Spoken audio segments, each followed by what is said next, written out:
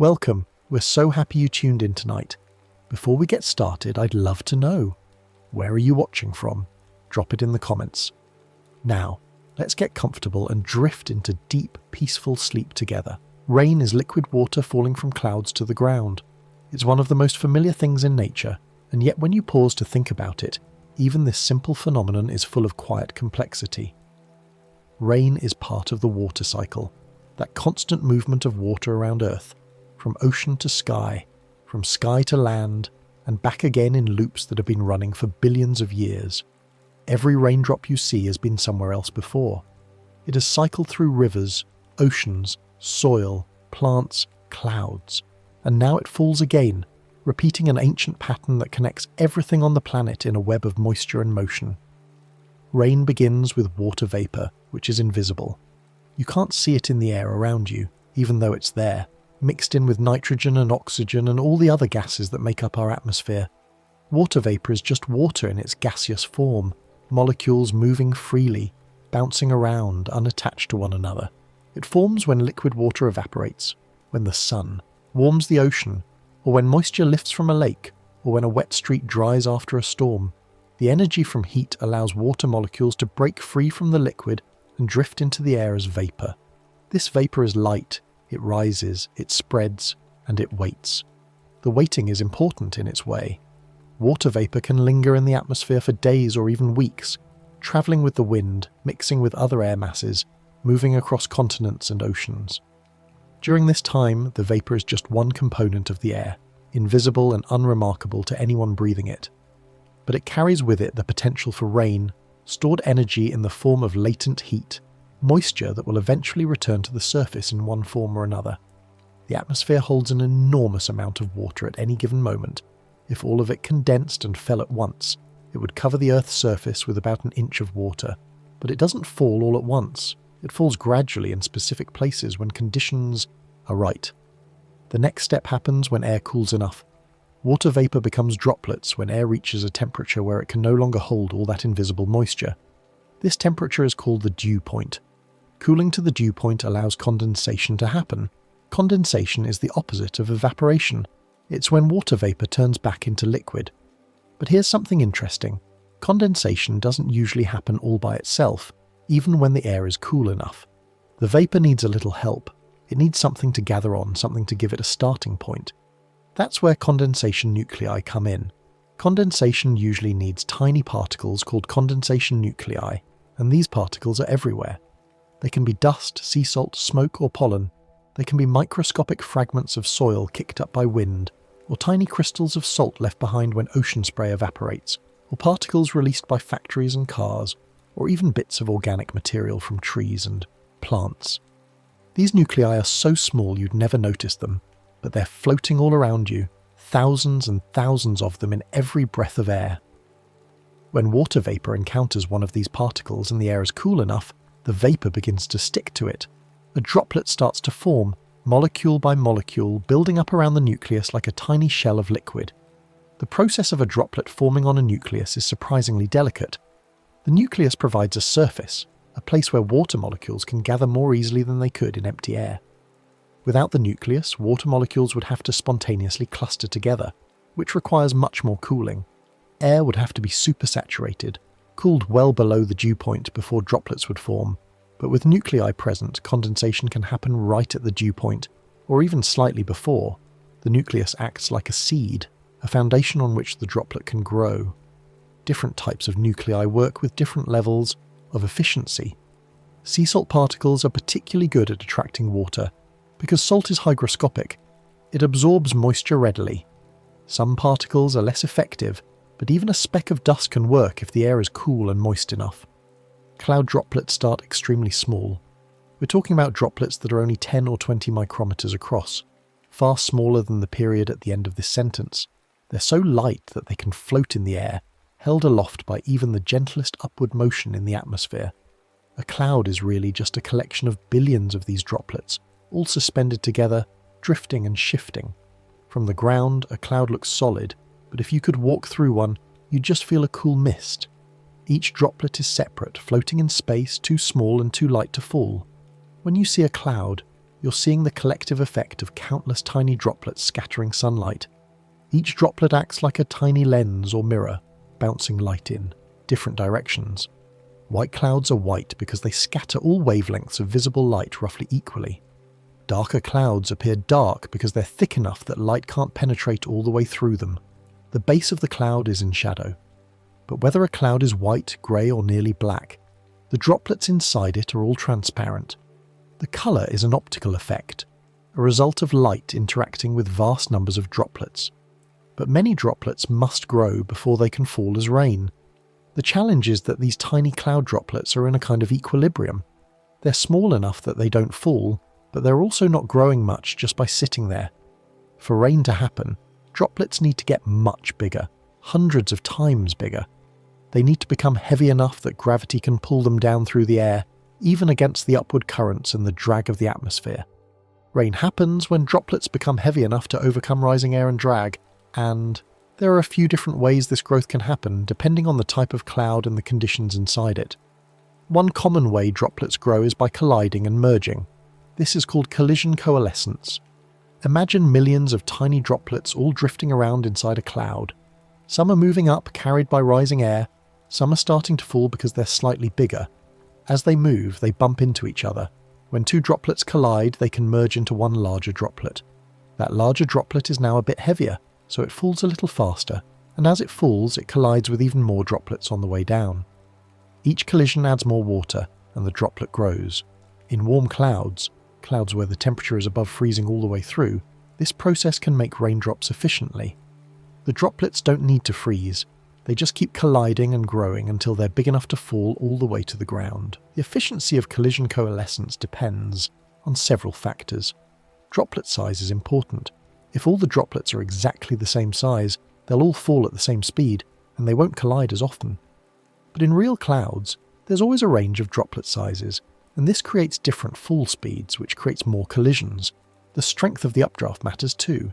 Strong updrafts keep droplets suspended longer, giving them more time to collide and grow before they fall out of the cloud. The concentration of droplets also plays a role. More droplets mean more potential collisions. In maritime clouds over the ocean, where condensation nuclei are less abundant and droplets tend to be larger on average, collision coalescence can produce rain quite quickly. In continental clouds over land, where there are more nuclei and droplets tend to be smaller, the process can take longer. In colder clouds, ice can help form precipitation too. When temperatures inside a cloud drop below freezing, ice crystals can start to form. These crystals are different from liquid droplets. They have a different structure, and they interact with water vapour in a special way. Ice crystals can grow by collecting water vapour directly from the air around them. Water vapour molecules can stick to the surface of an ice crystal and freeze onto it, adding layer after layer. This is called vapour deposition, and it can make ice crystals grow much faster than liquid droplets can grow by condensation alone. The reason ice crystals grow so efficiently has to do with a subtle difference in saturation. At the same temperature below freezing, the saturation vapour pressure over ice is slightly lower than the saturation vapour pressure over liquid water. This means that in a cloud containing both ice crystals and supercooled water droplets that are still liquid even though they're below freezing, the air can be saturated with respect to the water droplets but supersaturated with respect to the ice crystals. In this situation, water vapour will preferentially deposit onto the ice crystals and the crystals will grow rapidly. Meanwhile, the supercooled droplets might actually evaporate slightly to maintain equilibrium. This process, called the Bergeron process or the ice crystal process, is very important for precipitation formation in clouds that extend up into freezing temperatures. Ice crystals can also collide with droplets and other crystals. When an ice crystal bumps into a supercooled droplet, a droplet that's still liquid even though it's colder than freezing, the droplet can freeze onto the crystal instantly. This process, called riming, can make the crystal heavier and more complex in shape. Rimed crystals can look like small pellets of ice, completely coated in frozen droplets. Crystals can also collide with each other and stick together, forming larger clumps of ice called aggregates. Snowflakes are often aggregates, clusters of many individual ice crystals that have joined together during their fall. All of these processes help ice particles grow inside cold clouds, and when they get heavy enough they start to fall. When ice falls into warmer air, it can melt into raindrops. As an ice crystal or snowflake falls from the cold upper parts of a cloud into the warmer air below, it begins to melt. The ice turns back into liquid water, and what reaches the ground is rain, not snow. This is actually how a lot of rain forms, even in the summer. The precipitation starts as ice high up in the cloud, then melts on the way down. So even on a warm day, the rain that falls on you may have been frozen just a few minutes earlier, thousands of feet above your head. The melting level, or freezing level, is an important boundary in the atmosphere. It's the altitude where the temperature is 0 degrees Celsius. Above this level, precipitation is likely to be frozen. Below it, precipitation is likely to be liquid. In winter, the freezing level can be quite low, sometimes even at ground level, which is when you get snow instead of rain. In summer, the freezing level is much higher, often several kilometers up, so precipitation melts long before it reaches the surface. Weather forecasters pay close attention to the height of the freezing level because it determines what type of precipitation will fall. Rain can fall from clouds that look dark or clouds that look gentle and grey. The colour of a cloud doesn't always tell you whether it's raining. A thick, dark cloud is often dark because it's very deep and blocks a lot of sunlight, and deep clouds often produce rain because there's more space for droplets to grow. But even a thin grey cloud can produce drizzle if the conditions are right. The darkness is about thickness and light, not always about rain itself. Rain often begins high above you and finishes its fall near the ground. The journey of a raindrop from cloud to earth can take minutes, depending on how high the cloud is and how big the drop is. During that fall, the drop is moving through different layers of air, each with its own temperature, humidity and wind. The drop might shrink a bit if it's falling through dry air and some of it evaporates. It might grow a bit if it's falling through a humid layer and collecting more moisture. It's a dynamic process, and every raindrop's journey is slightly different. A raindrop falling from a typical cumulus cloud might travel 2 or 3 kilometers before hitting the ground. If it's a small drop, falling at perhaps 2 meters per second, that journey could take 15 or 20 minutes. A larger drop, falling at 7 or 8 meters per second, might make the trip in just a few minutes. During that time, the drop is subject to all sorts of influences. It might pass through a layer where the temperature changes, affecting its evaporation rate. It might encounter wind shear, where the wind speed or direction changes with altitude, causing the drop to drift sideways. It might even collide with other drops on the way down, growing slightly larger. By the time it reaches you, it has travelled through a complex, ever-changing environment. Not every cloud makes rain, even if it looks thick. Some clouds just don't have the right conditions. Maybe the air isn't lifting strongly enough to keep the process going. Maybe the droplets never grow large enough. Maybe the cloud dissipates before precipitation can develop. Clouds are constantly forming and dissolving, and only some of them produce rain. That's why you can see a sky full of clouds on some days, and still not feel a single drop. There are fair weather cumulus clouds, for instance. Puffy white clouds that form on sunny afternoons. They look substantial, and they might contain millions of droplets, but they rarely produce rain. The updrafts inside them aren't strong enough or long-lasting enough to allow droplets to grow to raindrop size. The clouds might only last for half an hour before they evaporate away. They're part of the atmosphere's constant churning, visible signs of convection, but they don't lead to precipitation. Only when conditions are more vigorous, when there's more moisture, more instability, stronger lifting, do clouds develop into rain producers. Raindrops are not shaped like teardrops as they fall. This is one of those common misconceptions that shows up in drawings and cartoons. But it's not how raindrops actually look. Small raindrops are often close to spherical. Surface tension, the force that pulls water molecules together, tries to make the drop into a sphere, the shape with the smallest surface area for a given volume. For very small drops, this works well, and they fall through the air as little round beads. Surface tension is a fascinating property of water. It arises because water molecules are attracted to each other through hydrogen bonding. At the surface of a water drop, molecules are pulled inward by the molecules beneath them, creating a kind of skin that tries to minimize the surface area. This is why water forms droplets in the first place, rather than just spreading out into a shapeless blob. The surface tension is strong enough to hold small drops in a spherical shape, even as they're falling and encountering air resistance. Larger raindrops can flatten slightly on the bottom. As a raindrop falls, it's pushing through the air, and the air pushes back. air resistance pushes on the falling drop's underside, and this pressure can deform the drop. Instead of a perfect sphere, a larger raindrop might look more like a small hamburger bun, rounded on top, flatter on the bottom. The faster it falls, and the bigger it is, the more pronounced this flattening becomes. Very large drops can break apart into smaller drops. If a raindrop gets too big, the forces acting on it, gravity pulling it down, air resistance pushing up and flattening it, can become strong enough to tear it apart. The drop becomes unstable, and it splits into two or more smaller drops. This breakup helps keep raindrops within a certain size range. You don't see raindrops the size of baseballs because they would break apart long before they reach the ground. Most raindrops that hit the ground are somewhere between 0.5 millimeter and about 5 millimeters across. Anything much bigger than that doesn't survive the fall intact. The breakup process is surprisingly complex. A large drop doesn't just split cleanly in half. Often it develops an indentation on the bottom as air pressure pushes up. The indentation grows deeper, eventually forming a bag-like shape with a rim of thicker water around the edge. The bag can burst, creating several smaller drops from the thin membrane, while the rim breaks up into a ring of slightly larger drops. High-speed photography has captured this process in detail, revealing just how intricate something as simple as a raindrop breaking apart can be.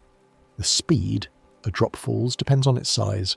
A tiny drizzle drop might fall at less than a meter per second, slow enough that it almost seems to float down. A large raindrop might fall at around 9 meters per second, which is faster, but still not terribly fast. It's much slower than, say, a ball thrown by a person. The drop reaches a terminal velocity, a speed where the upward force of air resistance exactly balances the downward force of gravity, and then it falls at that constant speed the rest of the way down. Terminal velocity increases with drop size because larger drops are heavier relative to their surface area. A small drop has a lot of surface area for its weight, so air resistance slows it down more. A large drop has less surface area relative to its weight, so it can fall faster before air resistance balances gravity. But even the fastest raindrops aren't moving all that quickly compared to other things falling from the sky. A raindrop at 9 meters per second is travelling about 32 kilometers per hour, about the speed of a leisurely bicycle ride. Wind can tilt a raindrop's path so rain looks slanted. On a calm day, rain falls more or less straight down, but when there's wind, the drops get pushed sideways as they fall, and you see rain coming at an angle. Strong winds can make rain seem almost horizontal.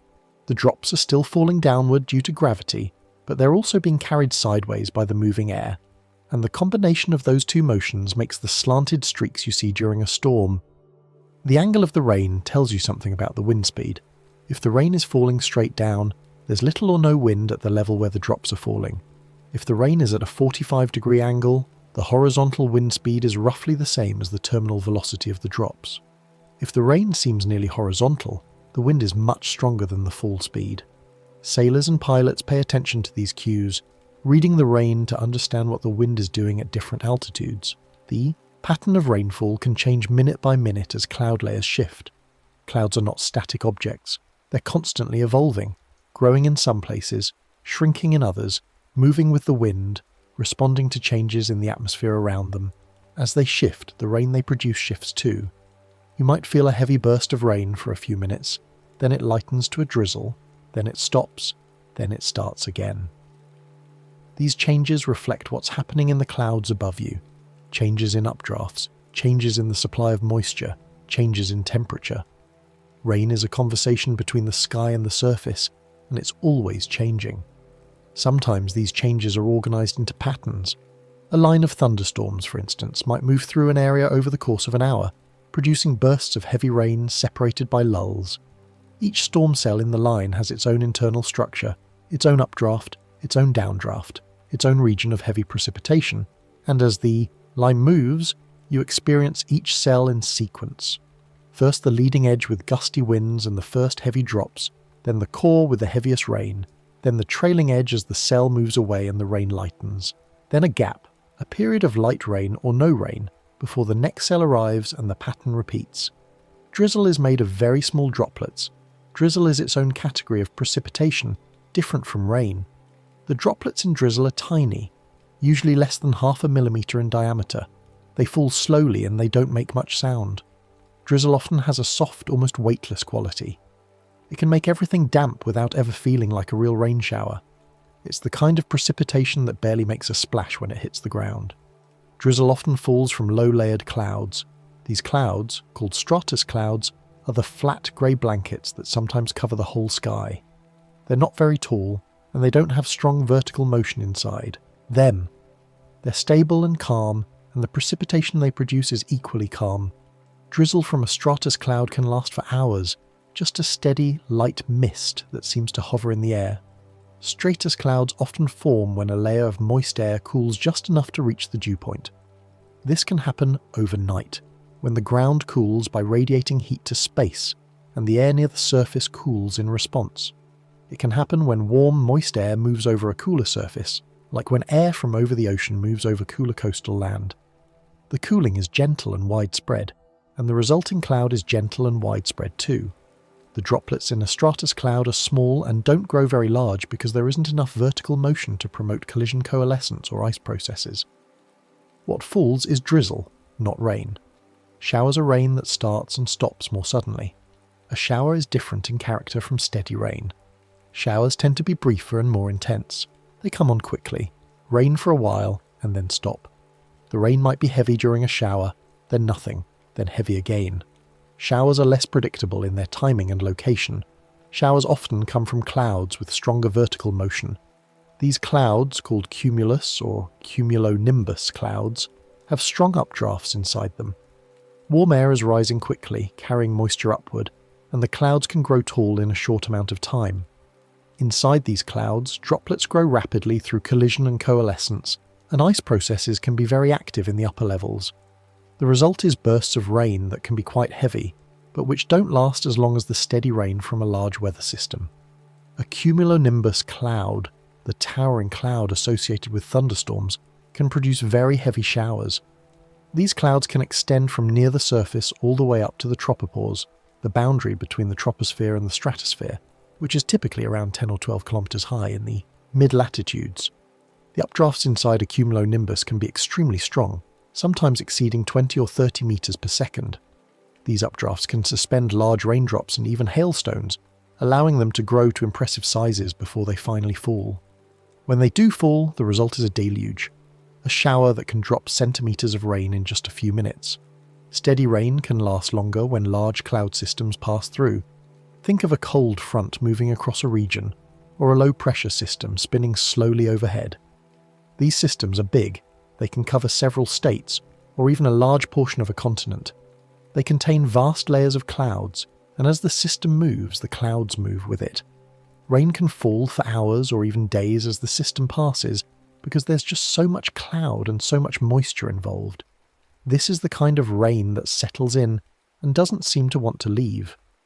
The clouds associated with these systems are often stratiform, layered clouds that extend horizontally for hundreds of kilometers. Within these layers, there's gentle, widespread lifting of air, enough to sustain condensation and precipitation over a large area. The rain from stratiform clouds is typically light to moderate rather than heavy, but it makes up for that by lasting so long. A winter storm system can bring steady rain for 24 hours or more, accumulating significant totals even though the rate at any given moment isn't extreme. Some rain is light enough to feel like a mist. This is rain that you notice more by the dampness it leaves than by the sound it makes. It might be hard to see individual drops, but after a few minutes outside, your clothes are wet. The drops are small, the rate is low, and the whole experience is gentle. It's the kind of rain that feels almost meditative, quiet, and soft. Some rain is heavy enough to sound like a steady curtain. At the other end of the spectrum, heavy rain can be loud. It drums on roofs, hisses on pavement, and makes it hard to see across the street. The drops are larger, they're falling faster, and there are more of them per second. This kind of rain can fill gutters and create puddles in minutes. It has weight and presence, a kind of insistence that light rain doesn't have. Heavy rain can produce rainfall rates of several centimeters per hour. In extreme cases, such as with tropical thunderstorms or organized lines of severe storms, rates can exceed 10 centimeters per hour for brief periods. This is an enormous amount of water falling from the sky in a short time. The ground can't absorb it fast enough, so it runs off, filling streams and rivers, sometimes causing flash flooding. Heavy rain is dramatic and sometimes dangerous, a reminder that the atmosphere can move vast amounts of water very quickly when conditions align. Rain can fall in narrow bands or wide sheets. The distribution of rain is rarely uniform. Sometimes a band of heavy rain is only a few kilometers wide, and if you're on one side of it, you get drenched, while just a few kilometers away it's barely raining at all. Other times, rain falls over a huge area with little variation. The structure of the clouds and the dynamics of the storm system determine how rain is organized in space. Rain bands are a common feature of many storm systems.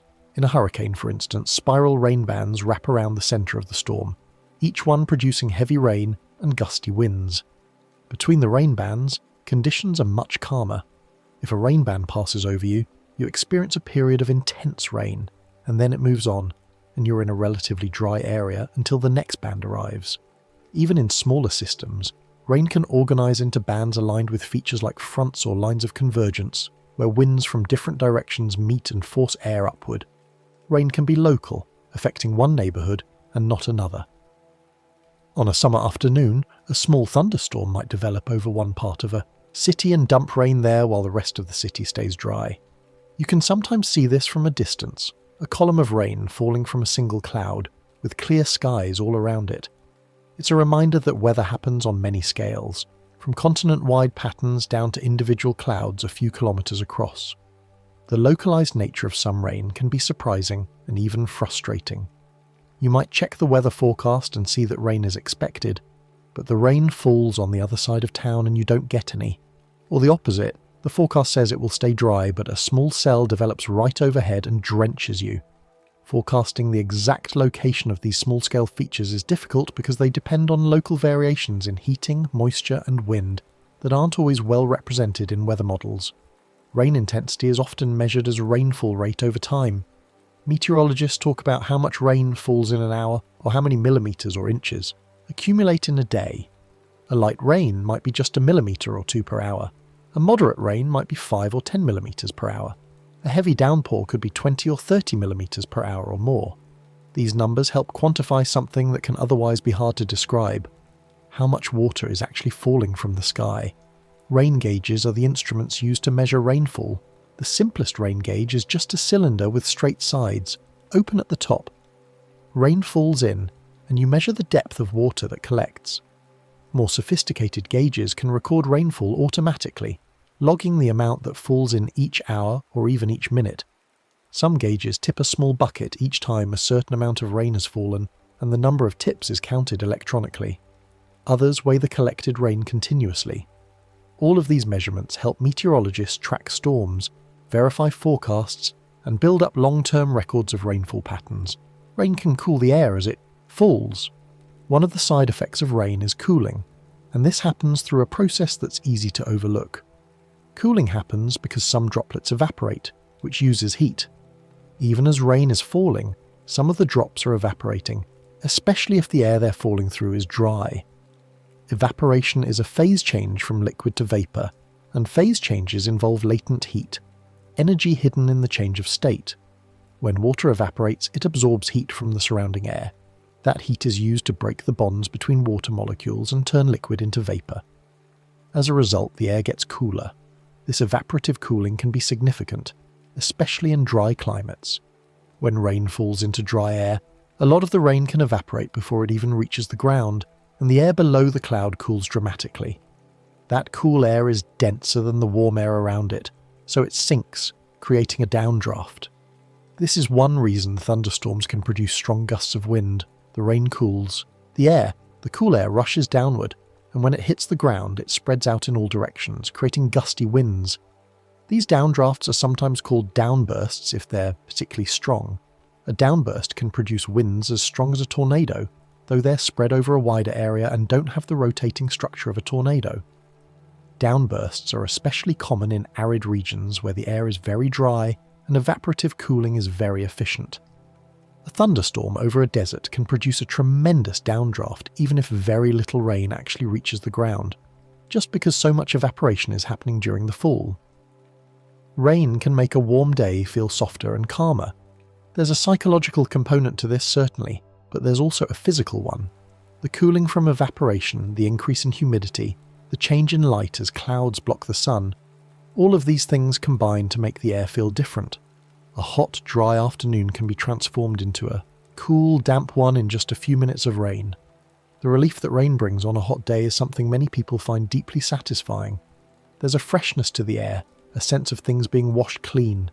Temperatures drop, sometimes by several degrees in just a few minutes. The oppressive heat lifts. The air feels easier to breathe. This is one reason rain is so often welcomed after a dry spell.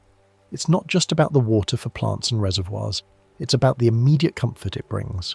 After rain, the ground can release smells that many people notice. This smell is one of the most recognizable and pleasant aspects of rain. It has a fresh, earthy quality, and it's especially strong after the first rain following a dry spell. The rain smell is often linked to oils from plants and compounds in soil. One compound in particular, called geosmin, is produced by certain soil bacteria and released into the air when rain disturbs the soil. Geosmin has a very distinctive odour, even in tiny concentrations, and it's a big part of that after-rain smell. Plants also release oils during dry periods, and when rain hits the ground, it can vaporize some of these oils and carry them into the air. The smell of rain has a name, petrichor. The term was coined by two Australian researchers in the 1960s, derived from Greek words meaning stone and the fluid that flows in the veins of the gods. It's a poetic name for a common experience, and it captures something of the almost magical quality that smell has for many people. Petrichor is released when rain hits dry soil, and it's at its strongest after a long dry period when oils and compounds have built up. The smell can be detected at very low concentrations. Humans are remarkably sensitive to geosmin, able to detect it at levels of just a few parts per trillion. Rain can also clean dust and pollen from the air temporarily. Raindrops falling through the air collide with particles, dust, pollen, soot and other aerosols, and carry them down to the ground. After a rain, the air often looks clearer because those particles have been washed out. The effect is temporary because new particles are always being added to the air, but for a while, the atmosphere is a bit cleaner. This cleansing effect is particularly noticeable in cities, where there's a lot of particulate pollution from vehicles, industry and construction. After a good rain, visibility can improve dramatically. The sky looks brighter, the air feels fresher, and distant objects are easier to see. The rain has literally washed the pollution out of the air, carrying it down to the ground where it can be swept into storm drains or absorbed into the soil. The air can feel fresher after rain because temperatures and particles shift. There's a combination of factors at work. The air is cooler, it's more humid, it's cleaner, and there are new smells from the ground. All of these changes together create that fresh, clean feeling that people associate with the end of a rainstorm. Light rain can create a steady, soothing soundscape.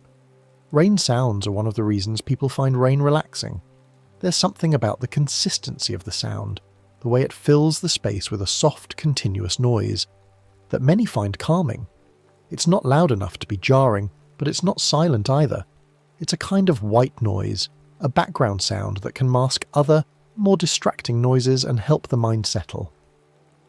The soothing quality of rain sounds has been studied by psychologists and acousticians. White noise and similar sounds can help with sleep and concentration because they provide a consistent auditory environment. Your brain doesn't have to keep alert for sudden noises or changes because the sound is steady and predictable. This allows other mental processes to relax. Rain sounds also tend to have a pleasant spectral quality. They're broadband, meaning they include a wide range of frequencies but without any harsh peaks or jarring elements. Rain sounds change depending on what it lands on. The surface makes a big difference. Rain on leaves sounds different from rain on metal, which sounds different from rain on water. Each surface has its own acoustic properties, how hard it is, how much it absorbs or reflects sound, whether it's smooth or textured. These properties shape the sound the rain makes when it hits. Leaves soften impacts and create a gentle patter. When rain falls on a tree or a bush, the leaves catch the drops and absorb some of the impact. The sound is soft, almost muffled, with a light tapping quality. It's organic and irregular because leaves are flexible and move with each drop. The overall effect is gentle and natural, a layered sound as drops hit leaf after leaf. A forest in the rain produces a complex layered soundscape. Raindrops hit leaves at different heights. Some fall on the canopy high above, others on understory shrubs, still others on ground-level plants. Each level contributes its own sound, and together they create a rich acoustic tapestry. There's movement too, branches swaying, leaves fluttering, and this adds variation to the sound. Walking through a forest during rain is a multisensory experience, the sound enveloping you from all directions. Roofs can create sharper taps and steady drumming. Rain on a roof is often louder and more distinct, especially if the roof is made of metal. Each drop makes a clear, sharp sound, and when many drops are falling, it becomes a drumming rhythm. Roofs are hard and reflective, so the sound bounces around and can be quite noticeable inside the building. It's one of the classic rain sounds, the one people often associate with being indoors during a storm. Tin roofs are particularly resonant. A metal roof amplifies the sound of rain, turning even a light shower into a noticeable drumming. In some parts of the world, this sound is such a familiar part of rainy season that it's deeply embedded in the cultural experience of weather. People remember the sound of rain on the roof from childhood, associate it with coziness and safety, find comfort in it. Pavement can create a crisp, wide hiss. Rain on a street or a sidewalk has a different character. The surface is hard, so there's some sharpness to the sound, but it's also distributed over a large flat area, so it blends into a kind of hiss. It's a broad, diffuse sound rather than a series of individual taps. You hear it when you're walking in the rain or standing near a wet road. The hiss of rain on pavement is punctuated by the sounds of cars passing through puddles, water splashing against curbs, drops hitting umbrellas and coats. In a city during rain, the soundscape is complex and layered. Rain on all sorts of surfaces, wind rustling leaves and whistling around buildings, distant thunder, the hum of traffic. It's a busy, active sound environment, very different from the quiet simplicity of rain on a forest or a field. Grass can absorb sound and make rain feel quieter. Grass and soil are softer than pavement or roofs, and they absorb more of the sound energy when rain hits them. The rain still makes noise, but it's quieter, more subtle. You might hear the rain more in the air around you than on the ground itself. Rain on water can create overlapping rings and soft splashes. When rain falls on a pond or a puddle, each drop makes a small splash and sends out ripples. The sound is a mixture of the impact and the subsequent splashing and rippling. It's a layered sound, with each drop adding to a complex, constantly changing pattern. There's something hypnotic about rain on water, both visually and acoustically. If you watch rain falling on a lake or a quiet pool, you see countless rings expanding outward, overlapping, interfering with each other in intricate patterns. Each drop creates its own small disturbance, and these disturbances interact, creating a continuously shifting pattern of waves and ripples. The visual and auditory experience together can be mesmerizing, a display of simple physics playing out in countless simultaneous events. The size of drops changes the sound. Bigger drops make deeper taps. A heavy rain with large drops sounds different from a light drizzle with tiny drops. The large drops have more mass and more energy when they hit, so they make a louder, lower-pitched sound. Small drops are quieter and higher-pitched. The size distribution of the drops shapes the overall sound of the rain. Wind changes the sound by changing the angle and speed of impacts. Wind doesn't just move the rain sideways, it also affects how hard the rain hits surfaces. When wind is strong, drops can hit at steeper angles and with more force, creating louder, sharper sounds. The wind can also create variation in the sound as gusts come and go, making the rain louder and quieter in waves. Distance changes the sound. Rain far away can be a soft whisper. When you hear rain in the distance, it's quieter and less distinct. The sound has travelled through the air and some of it has been absorbed or scattered. What you hear is a kind of gentle murmur, a hint of rain rather than the full sound. It can be very soothing, this distant rain sound, because it's so soft and non-intrusive.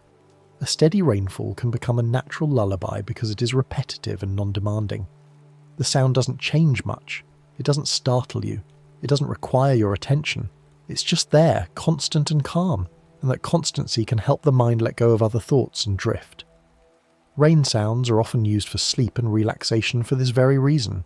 They're predictable, they're soft, and they're easy to stop actively listening to, which allows them to fade into the background of awareness. Sometimes rain evaporates before it reaches the ground. This is called virga. Virga is a phenomenon that's easy to see once you know what to look for. Virga is common when air near the ground is dry. Imagine rain falling from a cloud into a layer of very dry air. As the drops fall, they evaporate, turning back into vapour before they can reach the surface. You can sometimes see virga as wispy streaks below a cloud. The streaks are the rain, still visible as it falls but fading away as it evaporates. From a distance, it looks like the rain is disappearing into nothing. Virga is particularly common in arid and semi-arid regions, where the surface air is often very dry. You might see a storm cloud with clear signs of precipitation, a dark base, streaks extending downward, but feel no rain at ground level. All of the rain has evaporated in mid-air. For someone hoping for rain to water crops or fill reservoirs, virga can be frustrating. The moisture is there, falling from the sky, but it never reaches the ground where it's needed. Evaporation during virga can cool the air below a cloud. Just as with rain that reaches the ground, evaporating rain absorbs heat from the air. This cools the air in the layer where the evaporation is happening. Cooler air can sink, changing wind patterns near the ground. The sinking air can create downdrafts and gusty winds, even if no rain is actually reaching the surface. This is one way rain can affect the weather even when it doesn't fall all the way to the ground. Dry air can turn rain into a brief moment rather than a long event. In arid regions, virga is very common. Clouds can produce rain, and that rain can fall halfway to the ground or more, but the air is so dry that the rain never makes it.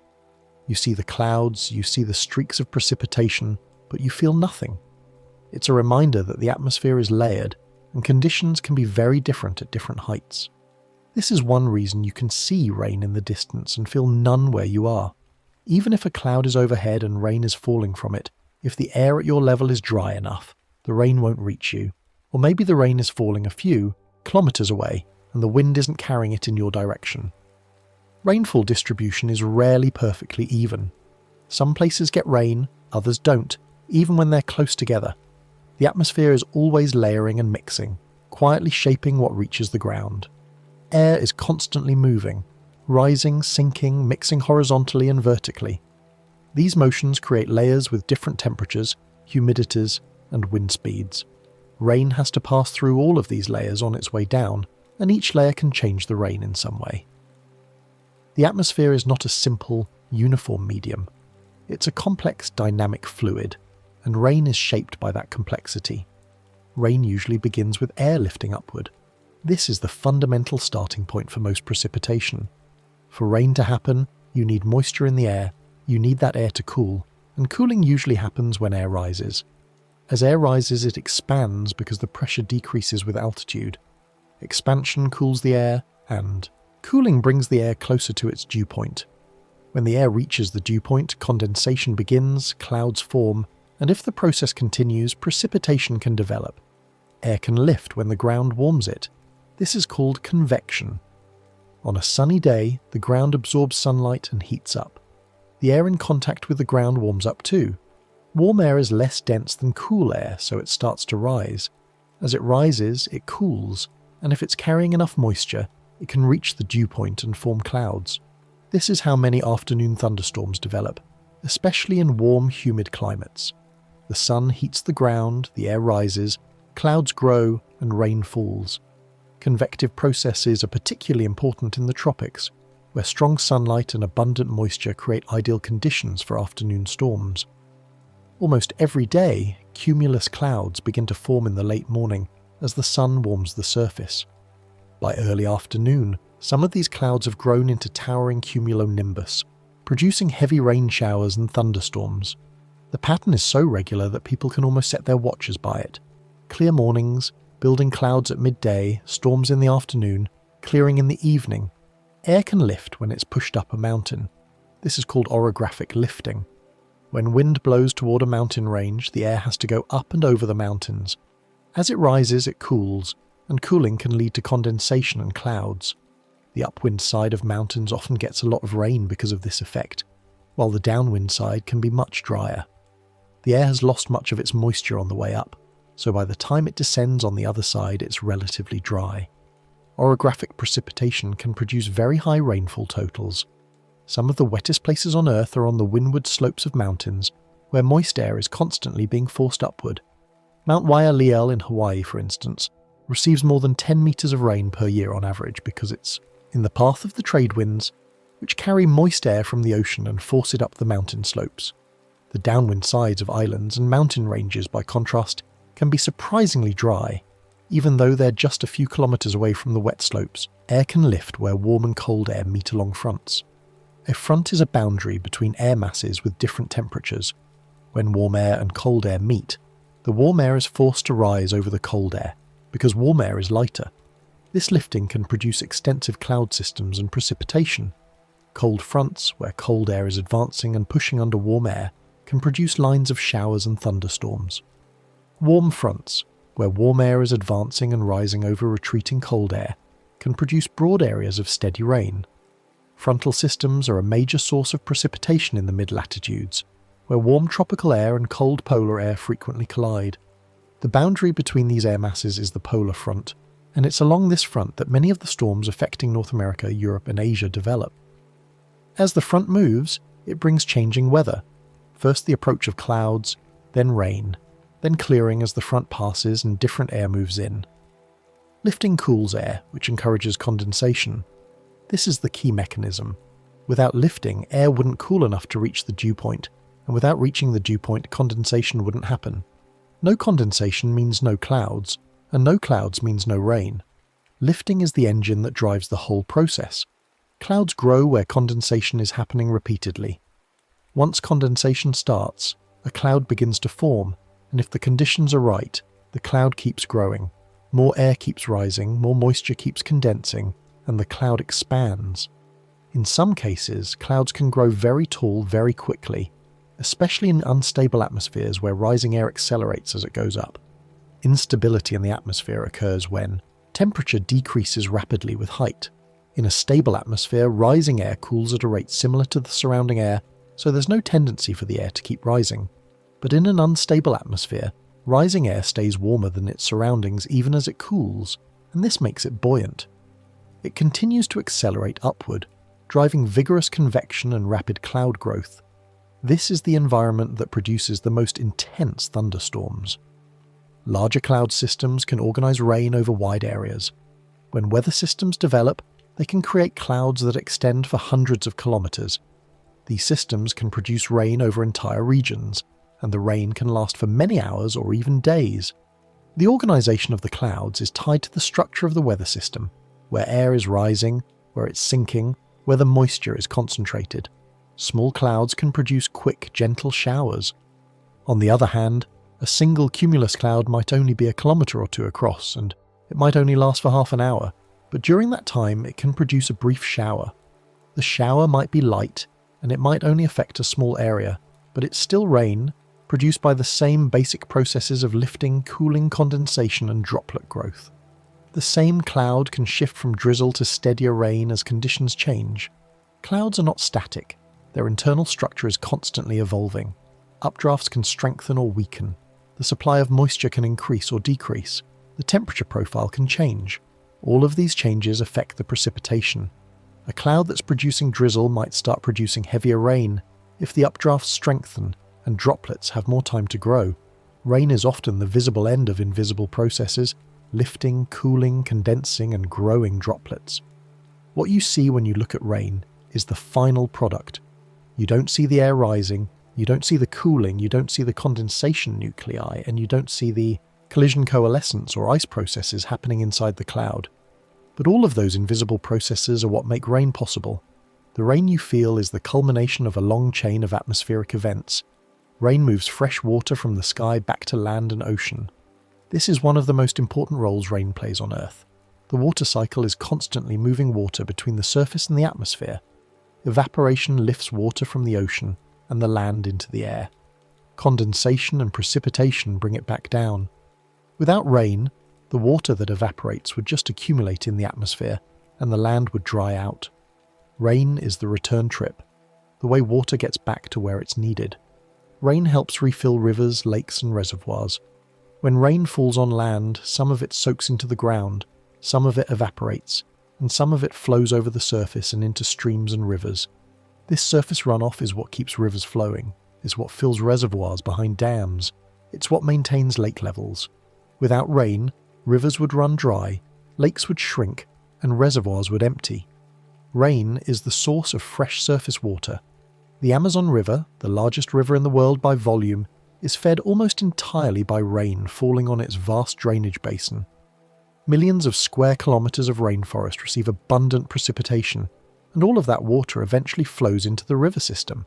The river carries more than 15% of all the fresh water that flows into the world's oceans, a staggering amount that speaks to the immense rainfall over the Amazon basin. Rain supports plant growth by bringing water to soil. Plants need water to survive. They absorb it through their roots, and they use it for photosynthesis, for transporting nutrients, for maintaining cell structure. Rain delivers water to the soil where roots can access it. In places with regular rainfall, vegetation is lush and diverse.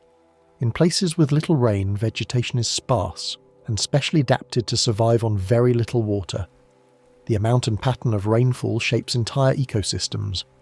Rain carries minerals through ecosystems in gentle cycles. As rain falls through the air, it can pick up small amounts of dissolved gases and particles. When it hits the ground, it can dissolve minerals from rocks and soil. As the water moves through the landscape, soaking into the ground, flowing into streams, seeping into aquifers, it carries these dissolved substances with it.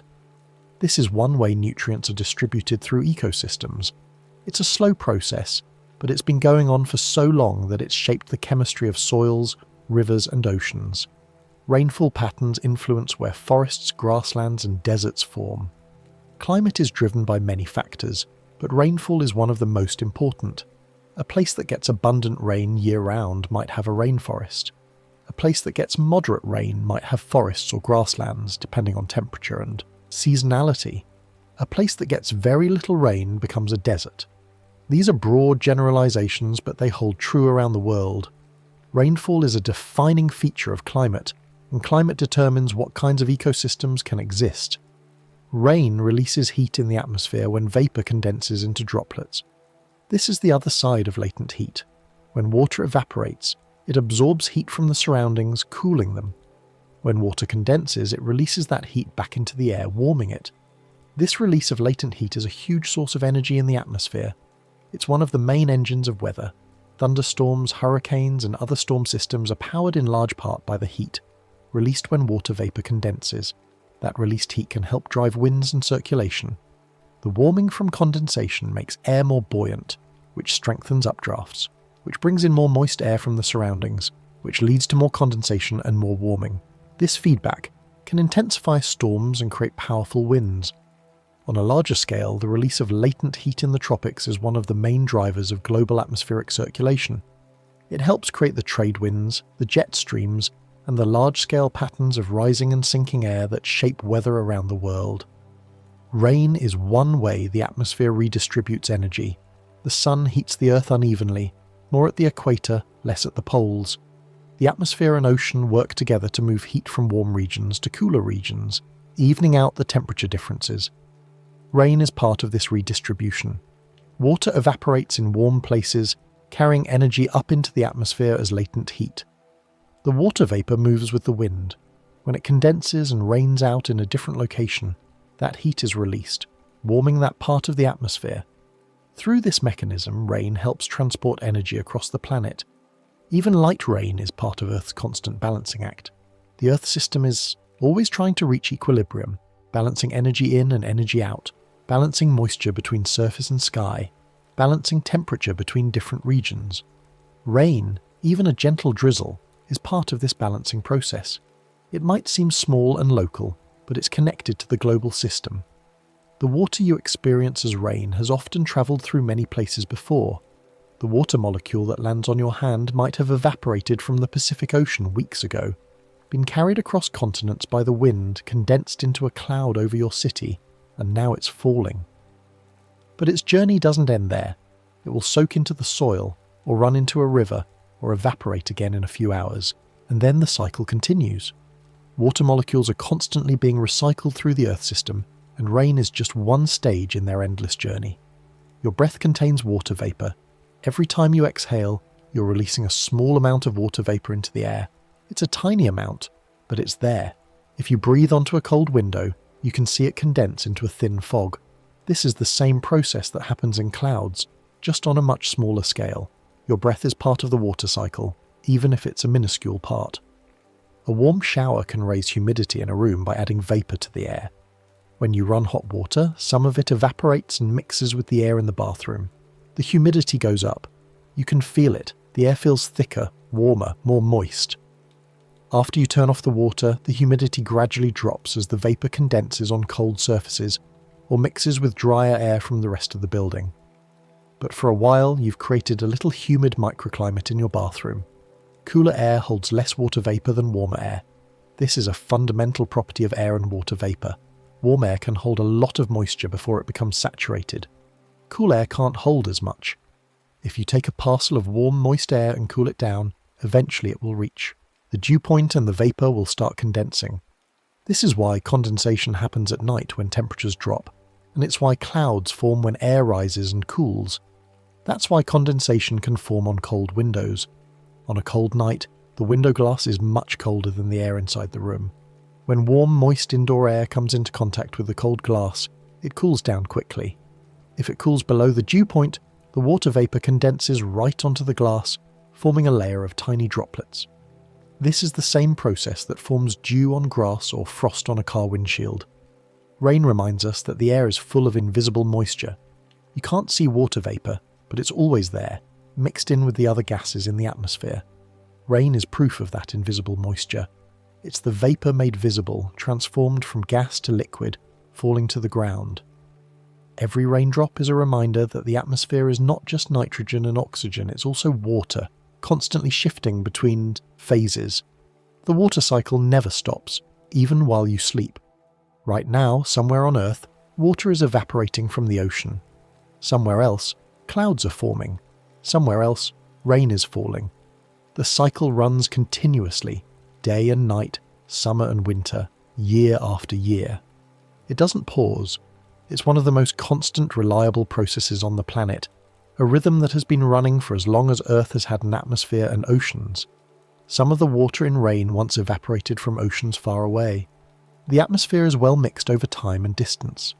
Water that evaporates in one place can be carried thousands of kilometers by the wind before it falls as rain somewhere else.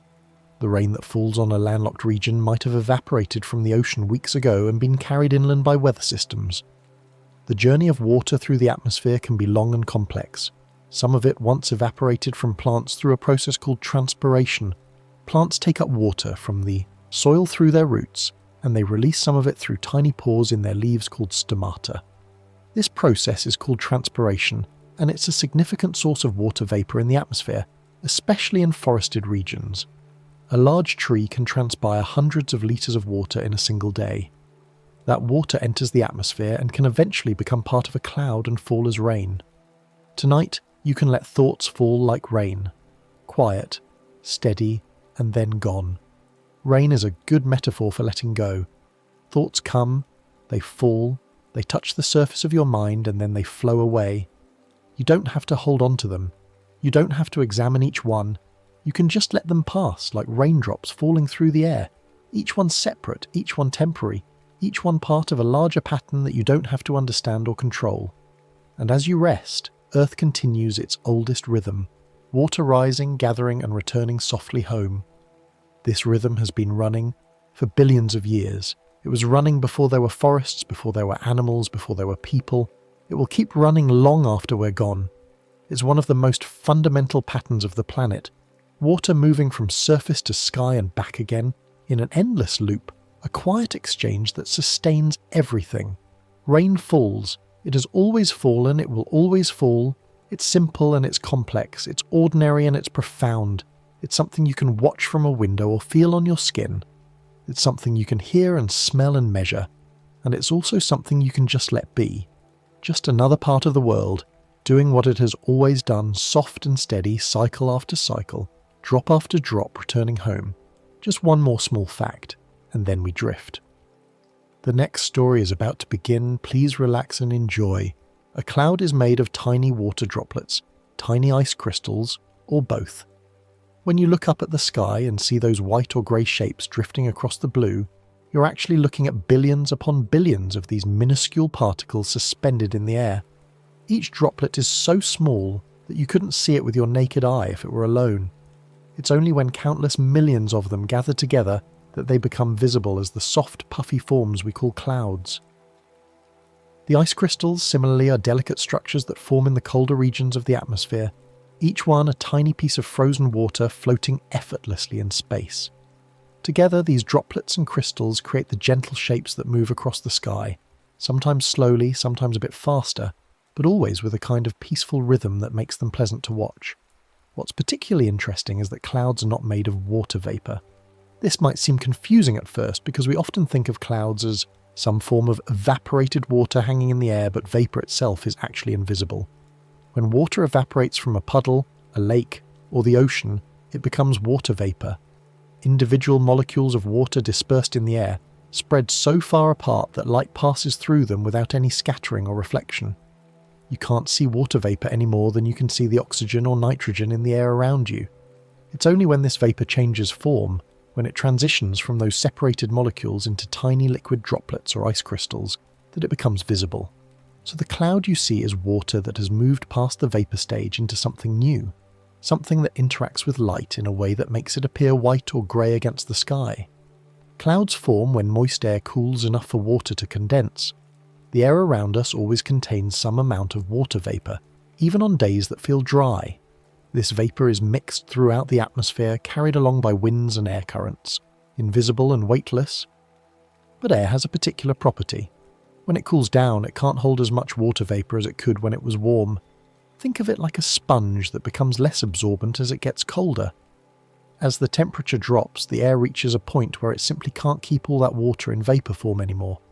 The vapour molecules begin to slow down, to come closer together, and eventually they transform into liquid droplets. This transformation happens at a specific temperature for any given amount of moisture in the air, and it's the reason why cooling is so essential to cloud formation. Condensation happens when air reaches its dew point. The dew point is the temperature at which air becomes saturated with water vapour, the point where it can't hold any more moisture without some of it condensing into liquid form. Every parcel of air has its own dew point, depending on how much water vapour it contains. If the air is very moist, the dew point will be close to the current temperature, and it won't take much cooling to reach it. If the air is dry, the dew point will be much lower, and the air will need to cool quite a bit before condensation begins. You can observe this principle on a cool morning when dew forms on grass or spiderwebs. The ground has radiated heat during the night and cooled down, and the air immediately touching that cool ground has also cooled until it reached its dew point. The result is those tiny droplets of water clinging to surfaces, appearing seemingly out of nowhere as the invisible vapour becomes visible liquid. Most clouds need tiny particles to condense onto. In perfectly pure air, water vapour would have a harder time condensing into droplets, even when the temperature dropped below the dew point. The vapour molecules would bounce around, occasionally clustering together, but those clusters would tend to break apart before they could grow into stable droplets. What makes condensation easier and more reliable is the presence of tiny particles floating in the air, solid surfaces that give the water molecules something to gather around. When vapour molecules encounter one of these particles, they can stick to its surface, and once a few molecules have attached, it becomes easier for more to join them. The particle acts as a nucleus, a seed around which a droplet can grow. Without these particles, clouds would form much less readily, and the sky might look quite different. Those particles are called condensation nuclei. They're everywhere in the atmosphere, even in air that seems perfectly clean and clear. Some of them are natural, and some come from human activities, but all of them serve the same purpose, providing a foundation for water droplets to form.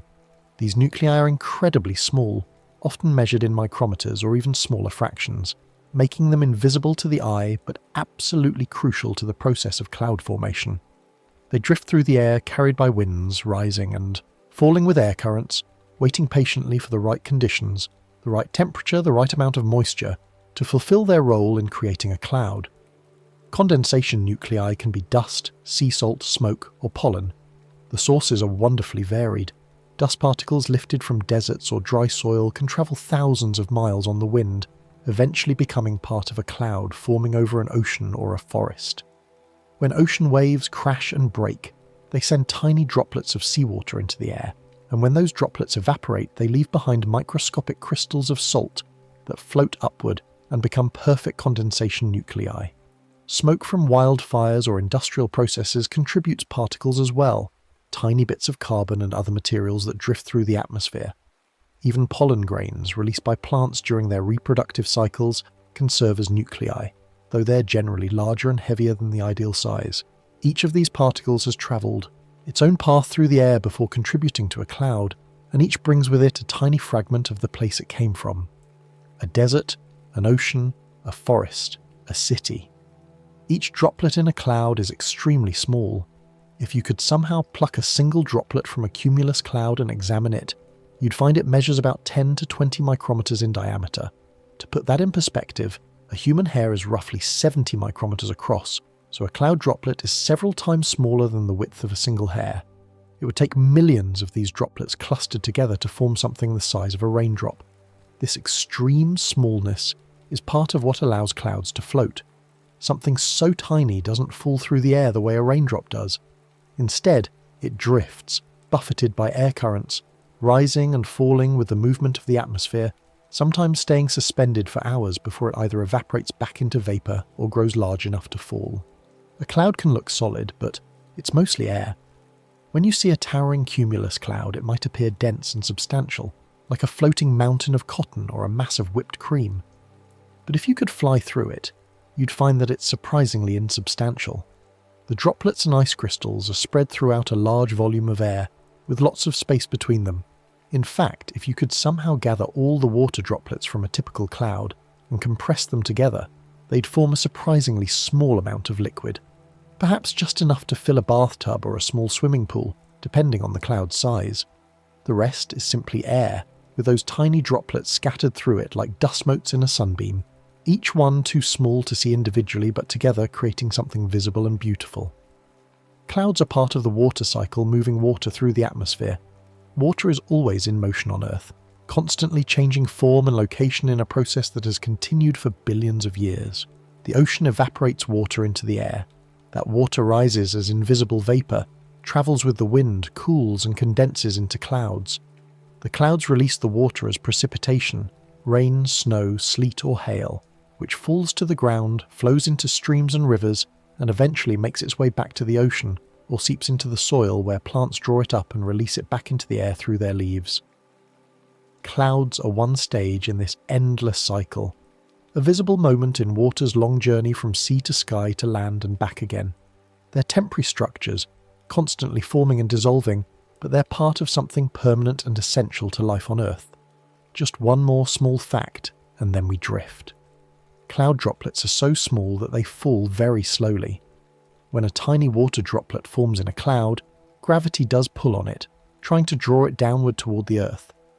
But the droplet is so light and so small that air resistance becomes a major factor. As it tries to fall, it has to push air molecules out of the way, and those molecules push back, creating drag that slows the descent dramatically. The result is that a typical cloud droplet falls at a rate of only about 1 centimeter per second, roughly the speed of a snail crawling across a sidewalk. At that rate, a droplet forming in a cloud several thousand feet up would take many hours to reach the ground, if it ever made it at all. In reality, such a slowly falling droplet would likely evaporate long before completing its journey, as it drifted down into warmer, drier air below the cloud. Upward moving air can keep droplets suspended. While the droplets are falling slowly downward due to gravity, the air itself is often moving upward, especially within and beneath clouds. If the upward motion of the air is faster than the downward drift of the droplets will actually rise instead of fall, carried along by the moving air like dust particles caught in a breeze blowing upward. Even if the upward air motion is slower than the fall speed, it can still slow the descent enough to keep the droplets aloft for extended periods. This is why clouds can persist for hours or even days. The droplets are in a constant balance between falling and being lifted, and as long as conditions remain favourable, they stay suspended in the sky.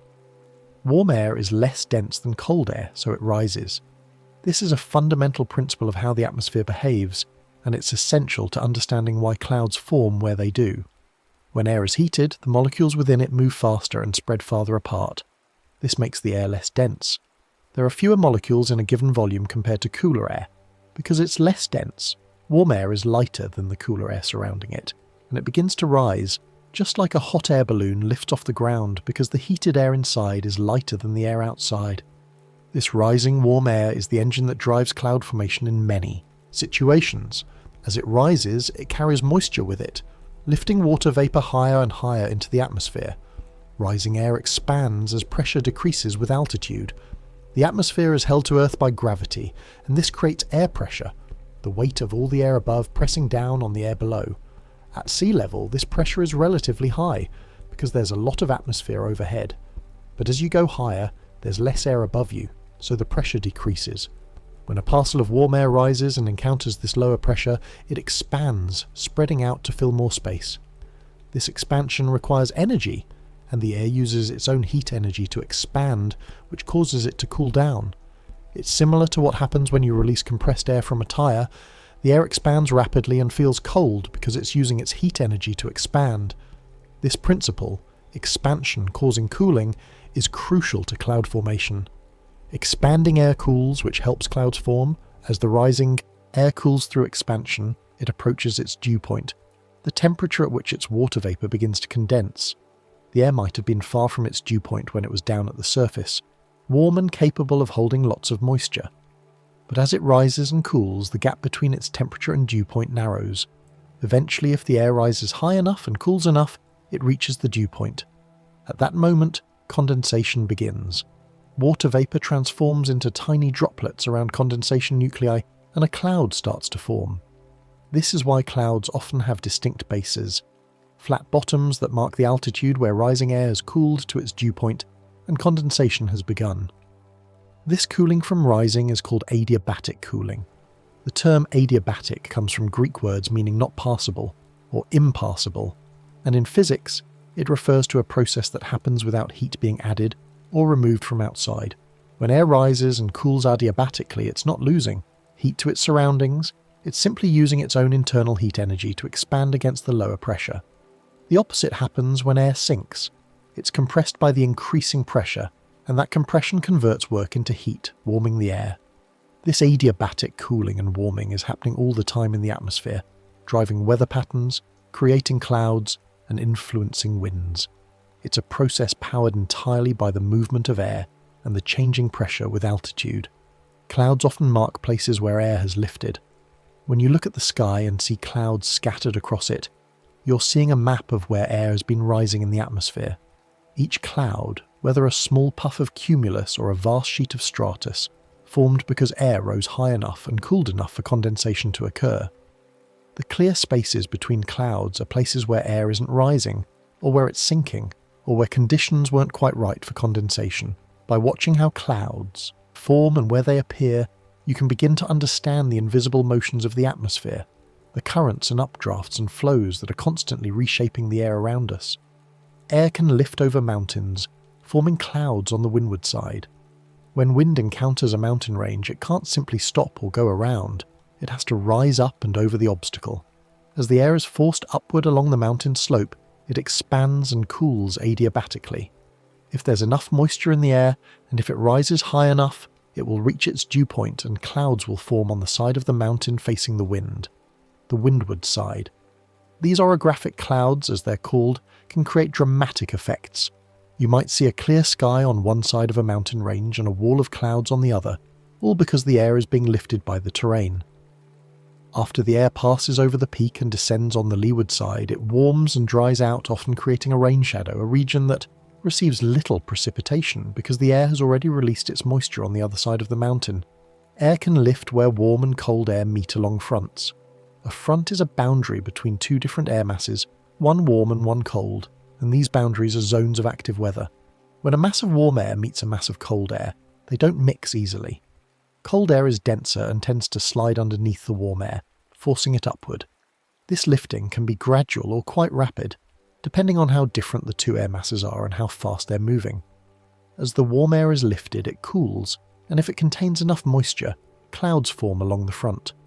A warm front where warm air is advancing and sliding up over retreating cold air often produces broad areas of steady clouds and gentle precipitation.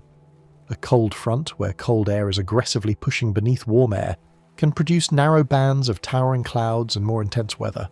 Air can also lift from Surface heating during the day. On a sunny day, the sun's rays warm the ground, and the ground in turn warms the air immediately above it. Some surfaces heat up more than others. A dark asphalt parking lot will get much hotter than a grassy field, for instance. The air over the hot surface becomes warmer and less dense than the surrounding air, and it begins to rise in what's called a thermal. These thermals are columns of rising warm air, and they're the reason you often see cumulus clouds developing on summer afternoons. The clouds mark the tops of the thermals, the points where the rising air has cooled enough to reach its dew point. Birds and glider pilots often use these thermals, circling within them to gain altitude effortlessly. Just one more small fact, and then we drift. Many clouds belong to a few main families based on height and shape.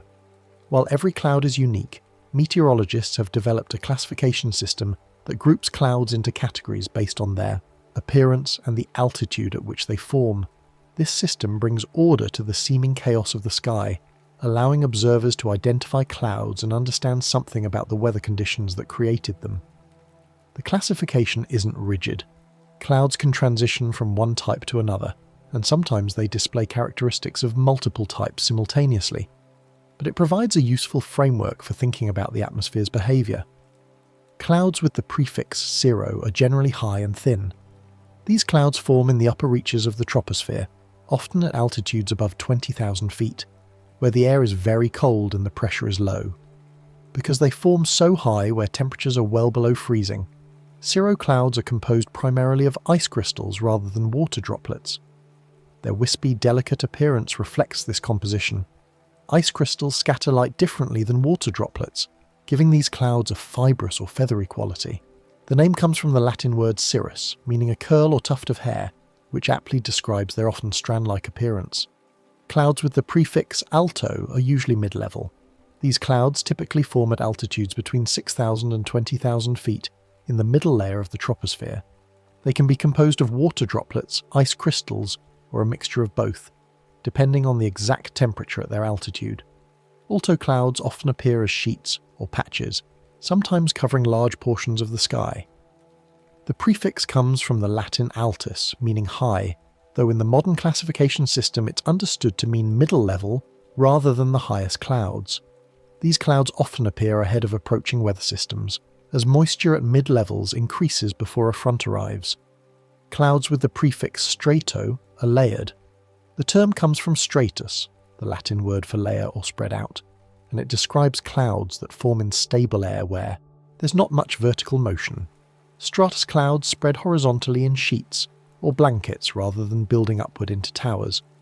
They often form when a large air mass gradually lifts or cools, or when moist air moves over a cool surface. The result is a smooth, uniform layer that can cover the entire sky, creating overcast conditions. Stratus clouds can occur at various altitudes, and when combined with other prefixes, they describe specific types, stratocumulus, for instance, or altostratus. Clouds with the prefix cumulo are puffy and piled. Cumulus means heap or pile in Latin, and these clouds look like what most people imagine when they think of clouds, those cotton ball shapes with distinct edges and bases. Cumulus clouds form in unstable air where there's active vertical motion, rising currents of warm air that build the clouds upward. They have a characteristic structure, a flat base marking the condensation level, and a rounded or dome-shaped top where the rising air pushes the cloud upward. On a fair weather day, you might see many individual cumulus clouds scattered across the sky, each marking a separate thermal updraft. The term nimbus suggests precipitation. When nimbus or nimbo appears in a cloud name, it indicates that the cloud is producing rain or snow. Nimbostratus, for instance, is a thick, dark layer cloud that brings steady precipitation. Cumulonimbus is a towering cumulus cloud that has grown tall enough to produce rain, hail, or even tornadoes. The word comes from the Latin for rain cloud, and its presence in a cloud's name tells you immediately that this is an active, precipitating system, rather than a dry cloud that's merely decorating the sky. Cirrus clouds often look like wispy feathers. When you see these high clouds, they might appear as delicate streaks or hooks, white against the blue sky, sometimes almost translucent.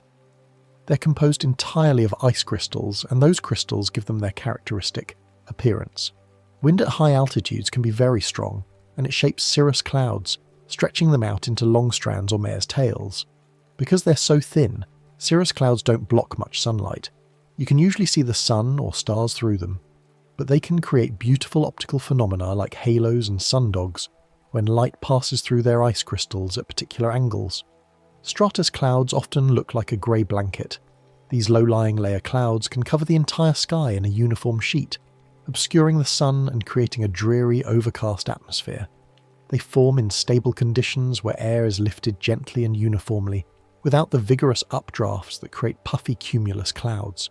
Stratus clouds might produce drizzle or very light rain, but often they simply sit overhead, grey and featureless, filtering the daylight into a soft, diffuse glow.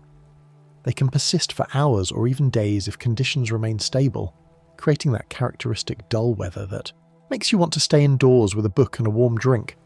Cumulus clouds often look like soft towers or cotton. On a pleasant day with scattered clouds, those individual puffy clouds you see are likely cumulus. They have distinct boundaries, with bright white tops where the sun illuminates them and darker bases in shadow.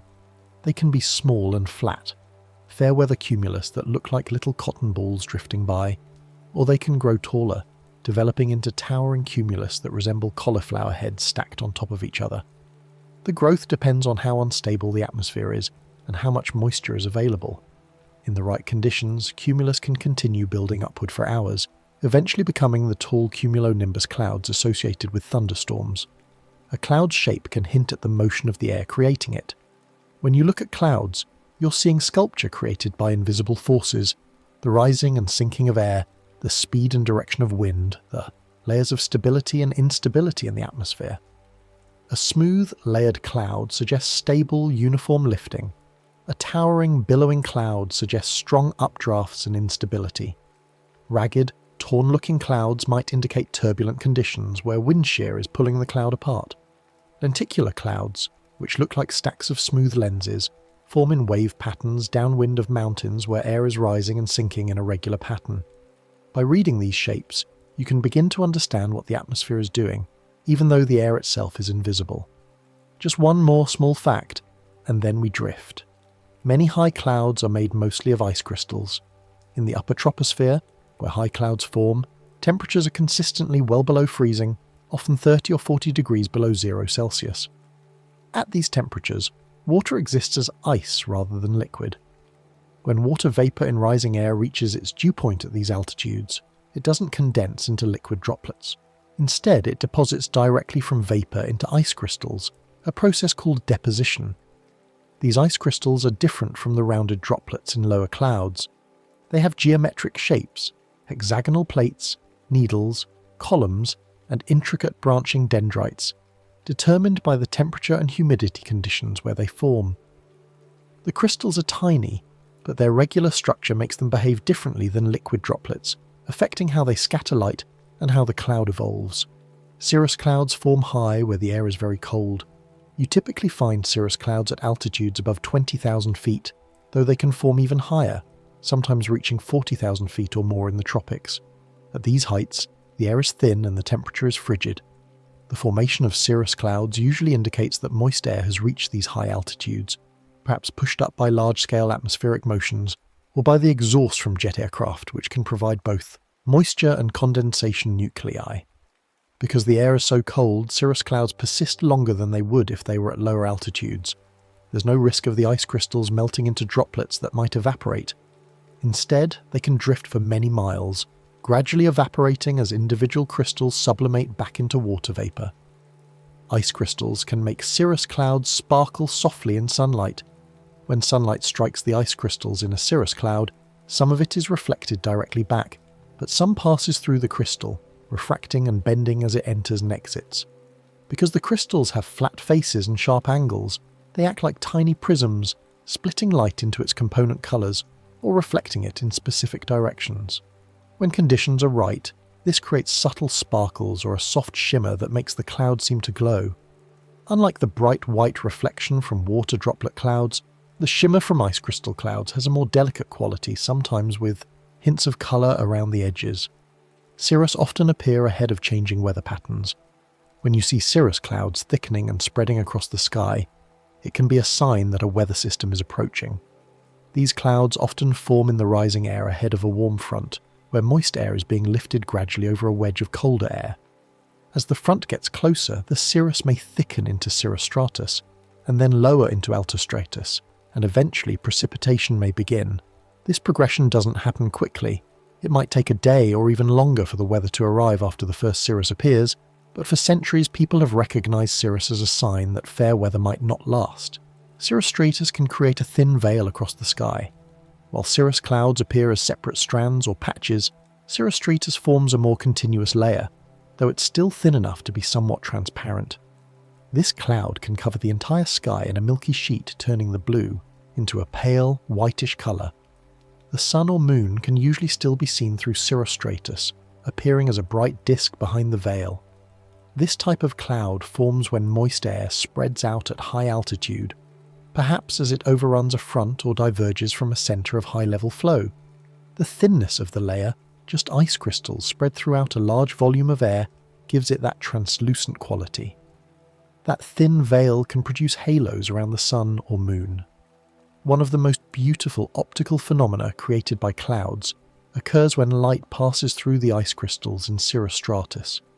If the crystals are oriented randomly and have the right hexagonal plate structure, they can refract light in a way that creates a halo, a ring of light around the sun or moon. The most common halo has a radius of 22 degrees, which is about the width of an outstretched hand held at arm's length. The halo appears as a bright circle, sometimes with a slight reddish tinge on the inside edge and a bluish tinge on the outside because different colours of light are refracted at slightly different angles. Seeing a halo is a sure sign that there are ice crystals overhead. Even if the cirrostratus is so thin you might not notice it otherwise. Halos happen when light passes through ice crystals and bends. The hexagonal structure of ice crystals creates specific angles between their faces, 60 degrees, 90 degrees, and 120 degrees. When light enters one face of a crystal and exits through another face at one of these angles, it bends by a predictable amount. For the common 22-degree halo, light is entering and exiting through faces that are 60 degrees apart, and the combined refraction creates that specific radius. Other orientations and crystal shapes can create different optical effects. Sundogs, which are bright spots to the left and right of the sun. Light pillars, which are vertical shafts of light above or below the sun or moon. And tangent, arcs, which appear to touch the top or bottom of the halo. Each phenomenon tells you something about the size, shape, and orientation of the ice crystals in the clouds overhead. High clouds can be so thin they look like brush strokes. Sometimes cirrus appears as if someone took a giant paintbrush and swept it across the sky, leaving delicate streaks of white against the blue. These clouds are being shaped by wind at high altitude, stretched and pulled by currents that can reach hundreds of miles per hour. The thinness comes from the fact that there's not much moisture available at such high altitudes. The air is very dry, so only a small amount of water vapor is available to form ice crystals. The result is these ethereal, almost ghostly clouds that seem more like suggestions of clouds rather than substantial structures. They can glow pink or gold at sunrise and sunset. High clouds are among the last to catch sunlight in the evening and the first to be illuminated in the morning. When the sun is below the horizon for an observer on the ground, it can still be shining on clouds many thousands of feet up.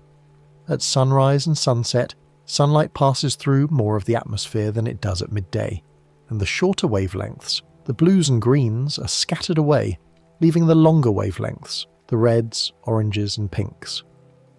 These warm colours illuminate the high clouds, making them glow in shades that range from soft pink to deep crimson to brilliant gold. The effect can be spectacular, turning ordinary wispy cirrus into something that looks painted or illuminated from within. High clouds often feel calm because they move slowly across our view. Even though the winds at high altitude can be very strong, the clouds are so far away that their motion appears slow and serene from the ground. A cirrus cloud might be racing along at 100 miles per hour, but because it's 6 or 7 miles above you, it seems to drift lazily across the sky. This distance creates a sense of peace and stillness, even though the actual conditions where the cloud exists are quite dynamic. It's a reminder that our perception of motion depends greatly on perspective and distance, and that the atmosphere is far more active than it appears from our vantage point on the surface. Just one more small fact, and then we drift. Altostratus clouds can make the sky look milky or softly grey. These mid-level layer clouds form a uniform sheet that typically covers the entire sky, creating an overcast condition where you can't see the sun directly, though you might be able to tell where it is as a brighter area behind the cloud layer. Altostratus is thicker than cirrostratus but thinner than the low nimbostratus clouds that produce steady rain. It's composed of water droplets, ice crystals, or both, depending on the temperature at its altitude. The cloud creates a diffuse light, softening shadows and giving the landscape a flat, even illumination. It's the kind of sky that makes photographers happy because there are no harsh contrasts, just gentle gradations of tone. Altocumulus clouds can appear as small patches or ripples. Unlike the uniform sheet of altostratus, altocumulus has texture and structure. It often appears as a field of individual cloudlets or rolls, sometimes arranged in rows or patterns. These clouds form at mid-levels where there's some instability or organization in the atmosphere. Perhaps a layer where rising and sinking air creates a regular pattern, or where gravity waves are propagating through the atmosphere like ripples on water. The individual cloudlets might be white or grey, and they often have shading that gives them a three-dimensional appearance. Looking at a sky filled with altocumulus can be mesmerizing, as the repeated patterns create a sense of order in the chaos of the atmosphere. Some altocumulus patterns are nicknamed mackerel sky. When altocumulus arranges itself in regular rows of small cloudlets, it can resemble the scales on a mackerel fish, hence the name. This pattern often forms when there are waves in the atmosphere, gentle oscillations of air moving up and down in a regular rhythm. The clouds form in the upward moving parts of the wave where air cools and reaches its dew point, while the spaces between represent the downward moving parts where air is sinking and warming. Sailors and weather observers have long recognized mackerel sky as a sign of changing weather, often associated with an approaching front. The old saying goes, mackerel sky, never long wet, never long dry, suggesting unsettled conditions ahead. Low stratus can create an overcast day with a smooth ceiling. When a low-level stratus cloud forms, it can cover the sky completely in a featureless grey layer that might be only a few hundred or 1,000 feet above the ground. This creates the classic dreary, overcast weather where the sky seems to press down and the light is dim and flat. These clouds often form when moist air moves over a cool surface, cooling from below until it reaches its dew point, or when gentle lifting cools an entire air mass uniformly. They can persist for days in stable conditions, especially in coastal areas or during winter when the ground is cold. While they might produce drizzle, often they simply sit overhead, grey and unchanging, filtering what light makes it through into a soft, shadowless glow. Stratocumulus are low, lumpy layers with breaks between patches. These clouds combine characteristics of both stratus and cumulus. They form in layers like stratus, but with some vertical development and texture like cumulus. The result is a field of low clouds that have a bumpy, rolling appearance, with darker areas in the thicker parts and brighter areas where the cloud is thinner or where gaps let sunlight through. Stratocumulus often forms when a layer of stratus begins to break up, or when weak convection creates some vertical motion within a stable layer. These clouds are very common, especially over oceans, and they can cover vast areas. From an airplane, stratocumulus often looks like a landscape of grey hills and valleys stretching to the horizon in all directions. Low clouds can reflect city lights at night, making a bright ceiling. On a cloudy night over a city, the underside of the low clouds often glows with an orange or yellowish light reflected from streetlights, buildings, and signs below. The water droplets in the cloud scatter this light, sending it in all directions, including back down toward the ground.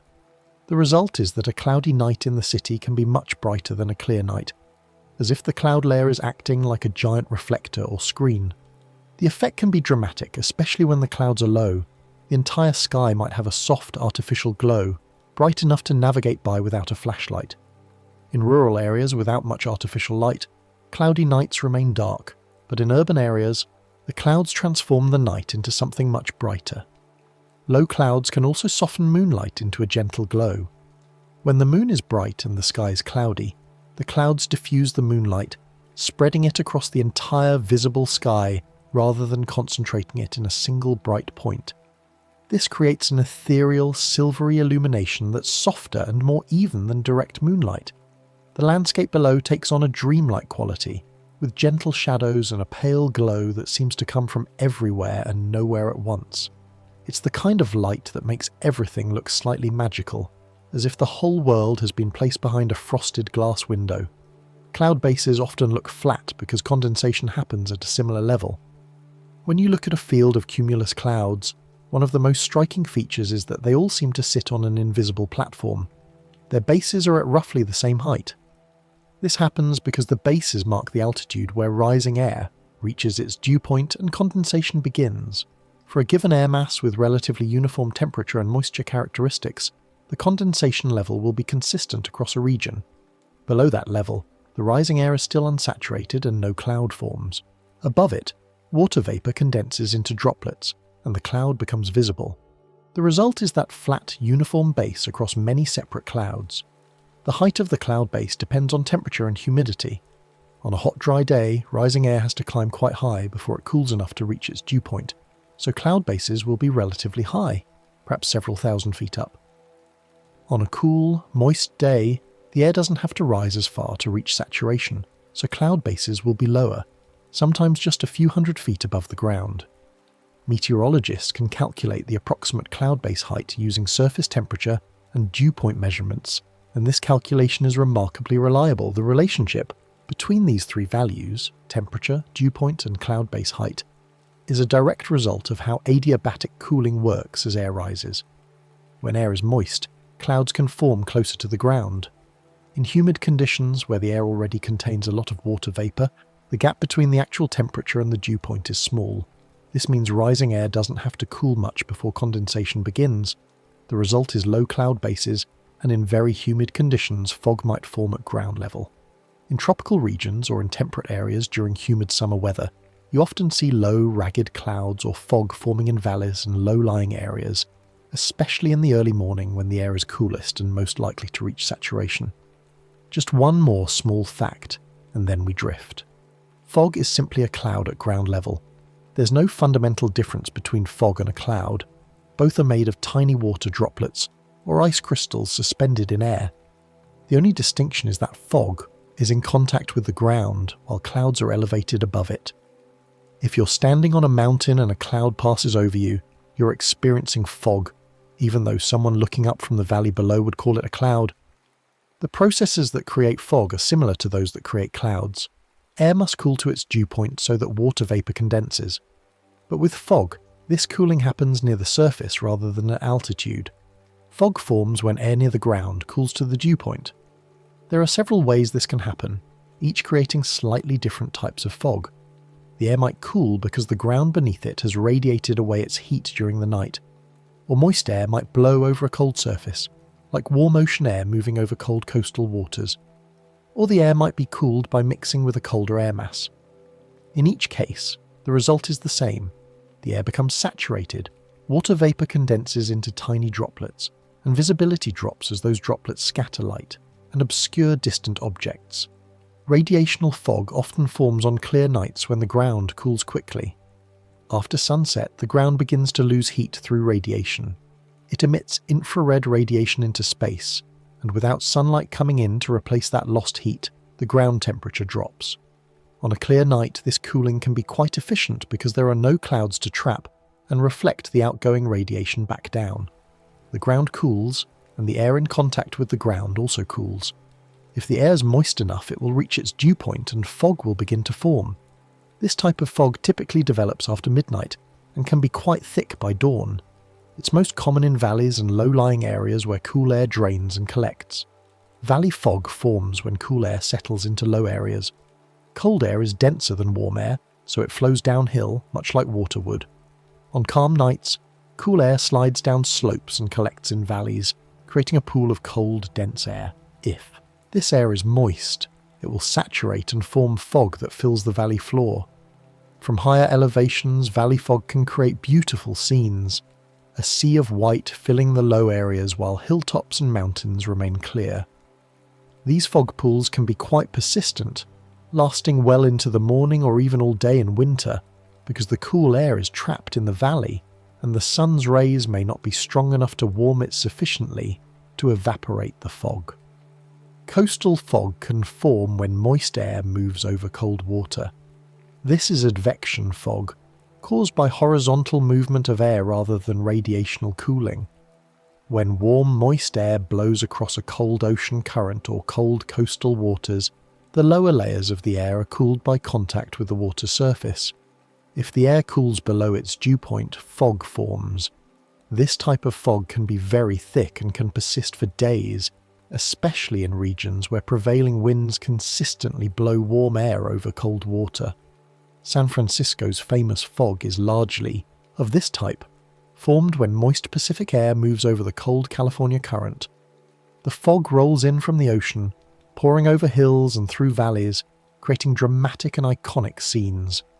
Fog droplets are similar to cloud droplets, tiny and suspended. The individual droplets in fog are about 10 to 20 micrometers in diameter, just like cloud droplets. They're small enough to remain suspended in the air, drifting on gentle currents rather than falling to the ground. When you walk through fog, you're moving through billions of these tiny droplets, though you usually only notice them when they accumulate on surfaces. Beads of water on a spider web, moisture on your hair, water dripping from leaves. The droplets are so small that they don't feel like rain. Instead, they create a general dampness, a wetness in the air itself. Fog can make sound feel softer by changing how it travels. Sound waves propagate through air, and anything that affects the air affects how sound travels. The water droplets in fog absorb and scatter sound waves, particularly higher frequency sounds. This has the effect of muffling distant sounds and reducing how far sound carries. In thick fog, the world becomes quieter, more intimate. You might hear sounds close by quite clearly, but anything farther away seems muted or absent entirely. This creates an eerie atmosphere, especially in fog at night, when familiar landscapes become mysterious and sounds seem to come from nowhere and everywhere at once. Fog can make lights look larger due to scattering. When you see a streetlight or a car's headlights through fog, the light appears to spread out, creating a glow or halo much larger than the actual light source. This happens because the water droplets scatter light in all directions. Some of the light from the source hits droplets between you and the light, and those droplets scatter some of that light toward your eyes. This scattered light comes from a region much larger than the light source itself, so the light appears to bloom or spread. The thicker the fog, the more pronounced this effect, until in very dense fog, individual light sources can become just soft glows without clear boundaries. Mist is like thinner fog with slightly better visibility. The distinction between mist and fog is somewhat arbitrary, based on how much the visibility is reduced. Typically, fog is defined as conditions where visibility is less than 1 kilometer, while mist is when visibility is between 1 and 2 kilometers. Both are composed of tiny water droplets suspended in the air, but mist has fewer droplets per volume of air, so it's less dense. Mist creates a softer effect than fog, a slight haziness that takes the edge off distant views without obscuring them completely. It's common in the early morning or evening, or in humid conditions where the air is close to saturation but not quite there. Fog often lifts when sunlight warms the ground and the air mixes. After dawn, as the sun rises and begins to warm the ground in turn warms the air above it. This warming has two effects. It increases the temperature of the air, moving it away from the dew point, and it can create gentle mixing and turbulence that breaks up the stable layer of fog. The fog droplets evaporate back into water vapor, and visibility improves. The lifting often happens from the ground up. You might see the fog thinning at the surface first, while a layer of stratus cloud remains overhead. Eventually, if warming continues, even that layer might dissipate, leaving a clear sky. The process can be quite beautiful to watch, as shafts of sunlight break through thinning fog, illuminating the remaining mist and creating an ethereal landscape. Just one more small fact, and then we drift. Many cloud droplets are too small to fall as rain on their own.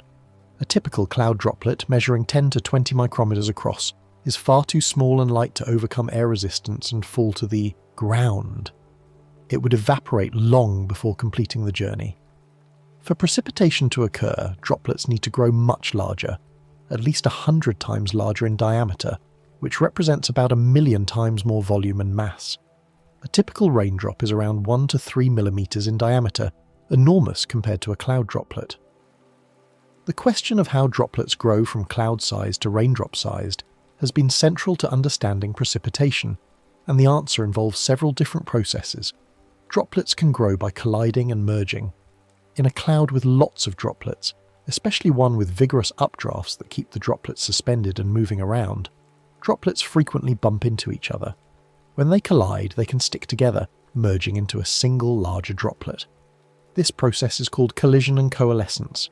A slightly larger droplet falls a bit faster than smaller ones, so as it falls through the cloud, it sweeps up smaller droplets in its path, growing larger with each collision. The larger it gets, the faster it falls, and the more droplets it collects in a runaway process that can quickly produce drops large enough to fall as rain. This process works best in warm clouds where temperatures are above freezing, and it's responsible for much of the rainfall in tropical regions. This process is called collision coalescence. The name describes exactly what happens. Droplets collide with each other and coalesce, or merge, into larger drops. For the process to work efficiently, the cloud needs to have a range of droplet sizes. If all the droplets are exactly the same size, they fall at the same speed and rarely collide. But if there's a distribution of sizes, some larger droplets falling faster than smaller ones, then collisions become frequent. The larger droplets act as collectors, sweeping through the cloud and gathering smaller droplets like a snowball rolling downhill and gathering more snow. Within a cloud with strong updrafts, droplets can be carried up and down multiple times, colliding and growing on each cycle until they're finally heavy enough that even the strongest updrafts can't keep them aloft. In cold clouds, ice crystals can also grow and fall. When temperatures in a cloud drop below freezing, ice crystals can form alongside supercooled water droplets, liquid droplets that remain liquid even though they're colder than 0 degrees Celsius. This situation creates an interesting dynamic because ice crystals and liquid droplets behave differently. The presence of ice changes how precipitation forms through a process quite different from collision and coalescence. Ice crystals can grow by collecting water vapor more efficiently than droplets. This happens because of a fundamental property of water. At the same temperature below freezing, the saturation vapor pressure over ice is lower than over liquid water. What this means is that in a cloud containing both ice crystals and supercooled droplets, the air can be saturated with respect to the droplets, but supersaturated with respect to the ice. Water vapor will evaporate from the droplets and deposit onto the ice crystals. The crystals grow while the droplets shrink, and over time, the ice crystals can become much larger than the original cloud droplets. This process can be quite rapid, allowing ice crystals to grow to precipitation size relatively quickly. This is part of the Bergeron process. Named after the Norwegian meteorologist Tor Bergeron, who described it in the 1930s, the Bergeron process, also called the Bergeron-Findeisen process or the ice crystal process, explains how precipitation forms in clouds that contain both ice and supercooled water. The process depends on the vapor pressure difference between ice and water, and it's responsible for much of the precipitation in mid-latitude regions, where clouds often extend into below freezing temperatures. The ice crystals that grow through the Bergeron process can become snowflakes, or if they fall through warmer air near the ground, they can melt and fall as rain. When droplets or crystals get heavy enough, they fall as precipitation. Whether grown through collision and coalescence or through the ice crystal process, once a particle in a cloud reaches a certain size and weight, the pull of gravity overcomes the resistance of air and the support of updrafts. The particle begins to fall, and if conditions are right, it will continue falling all the way to the ground. The journey can be several miles long, and it might take many minutes for a raindrop or snowflake to complete it. Along the way, the particle might continue to change, collecting more droplets, partially evaporating, melting if it passes through warm layers, or even being carried back up by strong updrafts in severe storms. Some precipitation evaporates before reaching the ground, especially in dry air. When rain falls through a layer of air that's well below saturation, air, with low humidity, the drops begin to evaporate. Water molecules leave the liquid drops and become vapor, shrinking the drops. If the layer of dry air is thick enough or the drops are small enough, they can evaporate completely before reaching the surface. This creates an interesting visual phenomenon that meteorologists call virga. Virga is precipitation that falls and evaporates before it arrives. When you see virga, it looks like streaks or curtains of rain or snow trailing beneath a cloud but not reaching the ground. The precipitation starts falling from the cloud base, but as it descends into drier air, it evaporates, creating those characteristic trailing wisps. Virga can occur with all types of precipitation, rain, snow, or ice crystals, and it's particularly common in arid regions where the air near the ground is very dry. Seeing virga is a reminder that precipitation is a process, not just an event, and that the journey from cloud to ground can be complex. Rain is often the final step of a long, gentle growth process inside a cloud. When you feel rain falling on your face, you're experiencing the culmination of processes that might have begun hours earlier and thousands of feet above you.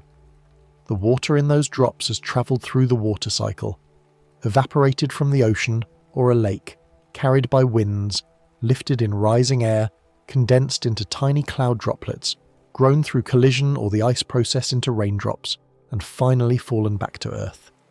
The rain will soak into the ground, flow into streams and rivers, perhaps be taken up by plants, and eventually make its way back to the atmosphere to begin the cycle again. It's a process that's been continuing for billions of years, and the rain falling today is part of that ancient ongoing flow. Just one more small fact, and then we drift. Cumulonimbus clouds are tall clouds associated with storms. These are the giants of the cloud world, sometimes reaching heights of 40,000 feet or more, extending from a low base near the ground all the way up to the top of the troposphere. They're the clouds that produce thunderstorms, heavy rain, hail, strong winds, and sometimes tornadoes. But despite their fearsome reputation, they follow the same basic principles as all clouds. They form when moist air rises and cools to its dew point. What makes cumulonimbus different is the scale and intensity of the processes involved. They can grow upward when air is warm and rising strongly. Cumulonimbus forms in conditions of extreme atmospheric instability, where the air near the surface is much warmer than the air aloft. This creates powerful updrafts, columns of rising air that can reach speeds of 50, 60, or even 100 miles per hour in severe storms. These updrafts continuously feed the storm with warm, moist air from below, providing the energy and moisture needed to sustain the towering cloud. The cloud builds upward as the rising air cools and condenses, creating new cloud material at higher and higher altitudes. In the strongest storms, the top of the cloud can reach the tropopause, the boundary between the troposphere and stratosphere, where rising air can go no further. A cumulonimbus cloud can have an anvil-shaped top. When the rising air in a cumulonimbus reaches the tropopause, it can't continue rising because the stratosphere above is stable and warm. Instead, the air spreads out horizontally, flowing away from the updraft in all directions. This creates the characteristic anvil shape, a flat, spreading top that extends far downwind from the main body of the storm. The anvil is composed of ice crystals, since temperatures at these high altitudes are well below freezing. It can be tens of miles wide, and it signals that the storm has reached its maximum vertical extent. The anvil forms when the cloud reaches a stable layer and spreads out. The tropopause acts like a lid on the troposphere, preventing further vertical motion. When the rising air in a thunderstorm hits this lid, it has nowhere to go but sideways. Upper-level winds carry the spreading ice crystals downwind, stretching the anvil in the direction of the wind. Sometimes the anvil can extend for 50 miles or more from the main storm, creating a massive shield of ice cloud overhead. Flying through an anvil in an airplane, you'd experience smooth conditions. The turbulent updrafts are in the main body of the storm, while the anvil is relatively calm, just a vast field of ice crystals drifting slowly downward. Thunderstorms recycle air up and down within the cloud. Inside a mature cumulonimbus, the air is in constant motion. The main updraft carries warm, moist air from near the surface up to high altitudes. But there are also downdrafts, descending currents of cooler air. These form when precipitation starts falling, dragging air down with it, or when evaporation of rain cools the air and makes it negatively buoyant. The downdrafts spread out when they reach the surface, creating gusty winds and sometimes advancing as a gust front ahead of the storm. Meanwhile, the updraft continues to feed the storm from behind. This complex circulation, up in one part of the storm, down in another, is what makes thunderstorms such dynamic, evolving structures. Lightning is an electrical discharge caused by charge separation in the cloud. Inside a thunderstorm, ice crystals, graupel, soft hail, and water droplets are constantly colliding as they rise and fall in the turbulent air. These collisions result in a separation of electrical charge, with lighter, smaller ice crystals becoming positively charged and being carried upward, while heavier, larger particles become negatively charged and accumulate in the middle and lower parts of the cloud. The result is a strong electrical field, with positive charge near the top of the cloud and negative charge in the middle to lower regions. When the electrical potential becomes strong enough to overcome the insulating properties of air, a discharge occurs. Lightning. The lightning can occur within the cloud, between the cloud and the ground, or even between different clouds. Thunder is the sound of rapidly heated air expanding. A lightning bolt is extremely hot, hotter than the surface of the sun, reaching temperatures of around 30,000 degrees Celsius. This intense heat causes the air in the lightning channel to expand explosively, creating a shock wave that propagates outward as sound. That sound is thunder. The rumbling quality of thunder comes from the fact that different parts of the lightning channel are at different distances from you, so the sound arrives at slightly different times. Also, sound waves from the lightning reflect off clouds, the ground, and other surfaces, creating echoes and reverberations that extend the sound into a prolonged rumble. You see the lightning instantly, but the sound travels much slower, about 1 kilometer every 3 seconds, so there's a delay between the flash and the thunder. Not all tall clouds produce severe weather.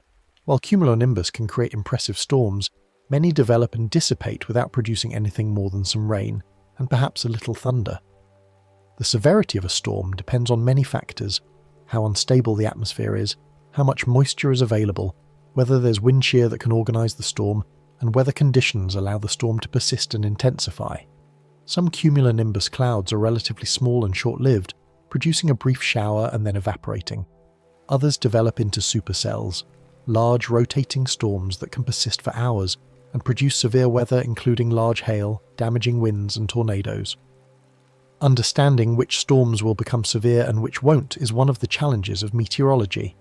Storm clouds still follow basic rules of heat, moisture and motion. Even the most impressive thunderstorm is simply following the fundamental principles that govern all weather. Warm air rises, rising air cools and can condense its moisture. Condensation releases latent heat that fuels further rising, and the atmosphere constantly works to redistribute heat and moisture from areas of excess to areas of deficit. A thunderstorm is just a particularly energetic expression of these principles, a dramatic way for the atmosphere to move heat from the warm, moist boundary layer up to the cooler upper atmosphere. The storm is temporary. Once the instability is relieved and the available moisture is depleted, the storm weakens and dissipates, leaving behind cooler, more stable conditions. Even strong clouds are part of the atmosphere balancing energy. The Earth receives energy from the sun, with more energy arriving at the equator than at the poles.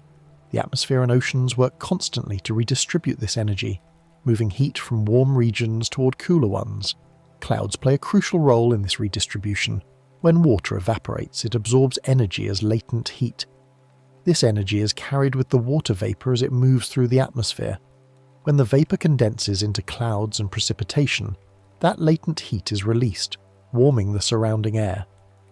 This heating can drive further motion and weather patterns. Storms, in particular, are efficient at moving heat upward and poleward, helping the planet maintain its energy balance. From this perspective, even the most violent thunderstorm is simply the atmosphere doing its job, moving energy from where it's abundant to where it's needed. Just one more small fact and then we drift. Clouds can cool Earth by reflecting sunlight back to space. When sunlight strikes the top of a cloud, much of it is reflected, bounced back towards space without ever reaching the Earth's surface. This is especially true for thick, bright clouds that act like giant mirrors. The reflected sunlight carries energy away from the Earth system, energy that would otherwise be absorbed by the land or ocean and converted to heat. This cooling effect is significant. On a cloudy day, temperatures are typically several degrees cooler than on a sunny day, with similar conditions, precisely because the clouds are blocking some of the incoming solar radiation.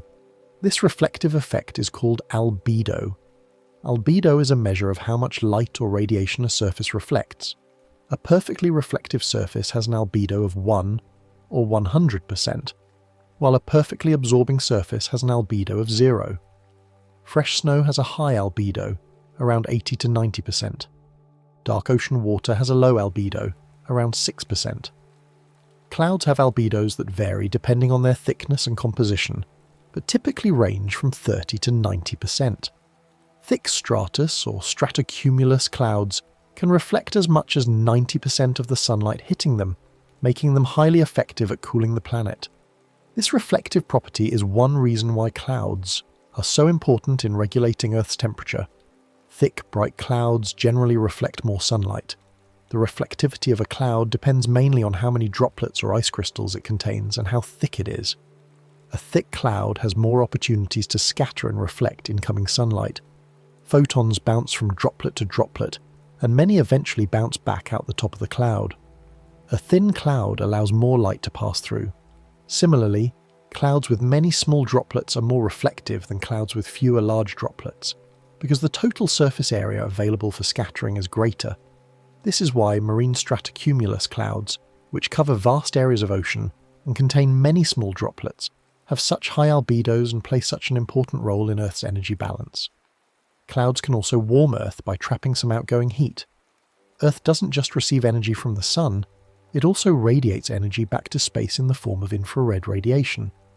This outgoing radiation is how Earth cools itself, maintaining a balance between incoming solar energy and outgoing thermal energy. But clouds can interfere with this cooling process. The water droplets and ice crystals in clouds absorb some of the outgoing infrared radiation and re-emit it in all directions, including back down toward the surface. This acts like a blanket, reducing the rate at which Earth loses heat to space. This warming effect is like a blanket that slows heat loss.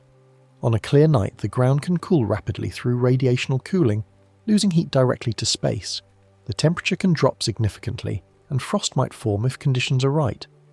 But on a cloudy night, the clouds intercept much of the outgoing infrared radiation and radiate some of it back to the ground. The result is that temperatures don't drop as much. The low temperature on a cloudy night might be 5 or 10 degrees warmer than on a clear night with similar conditions.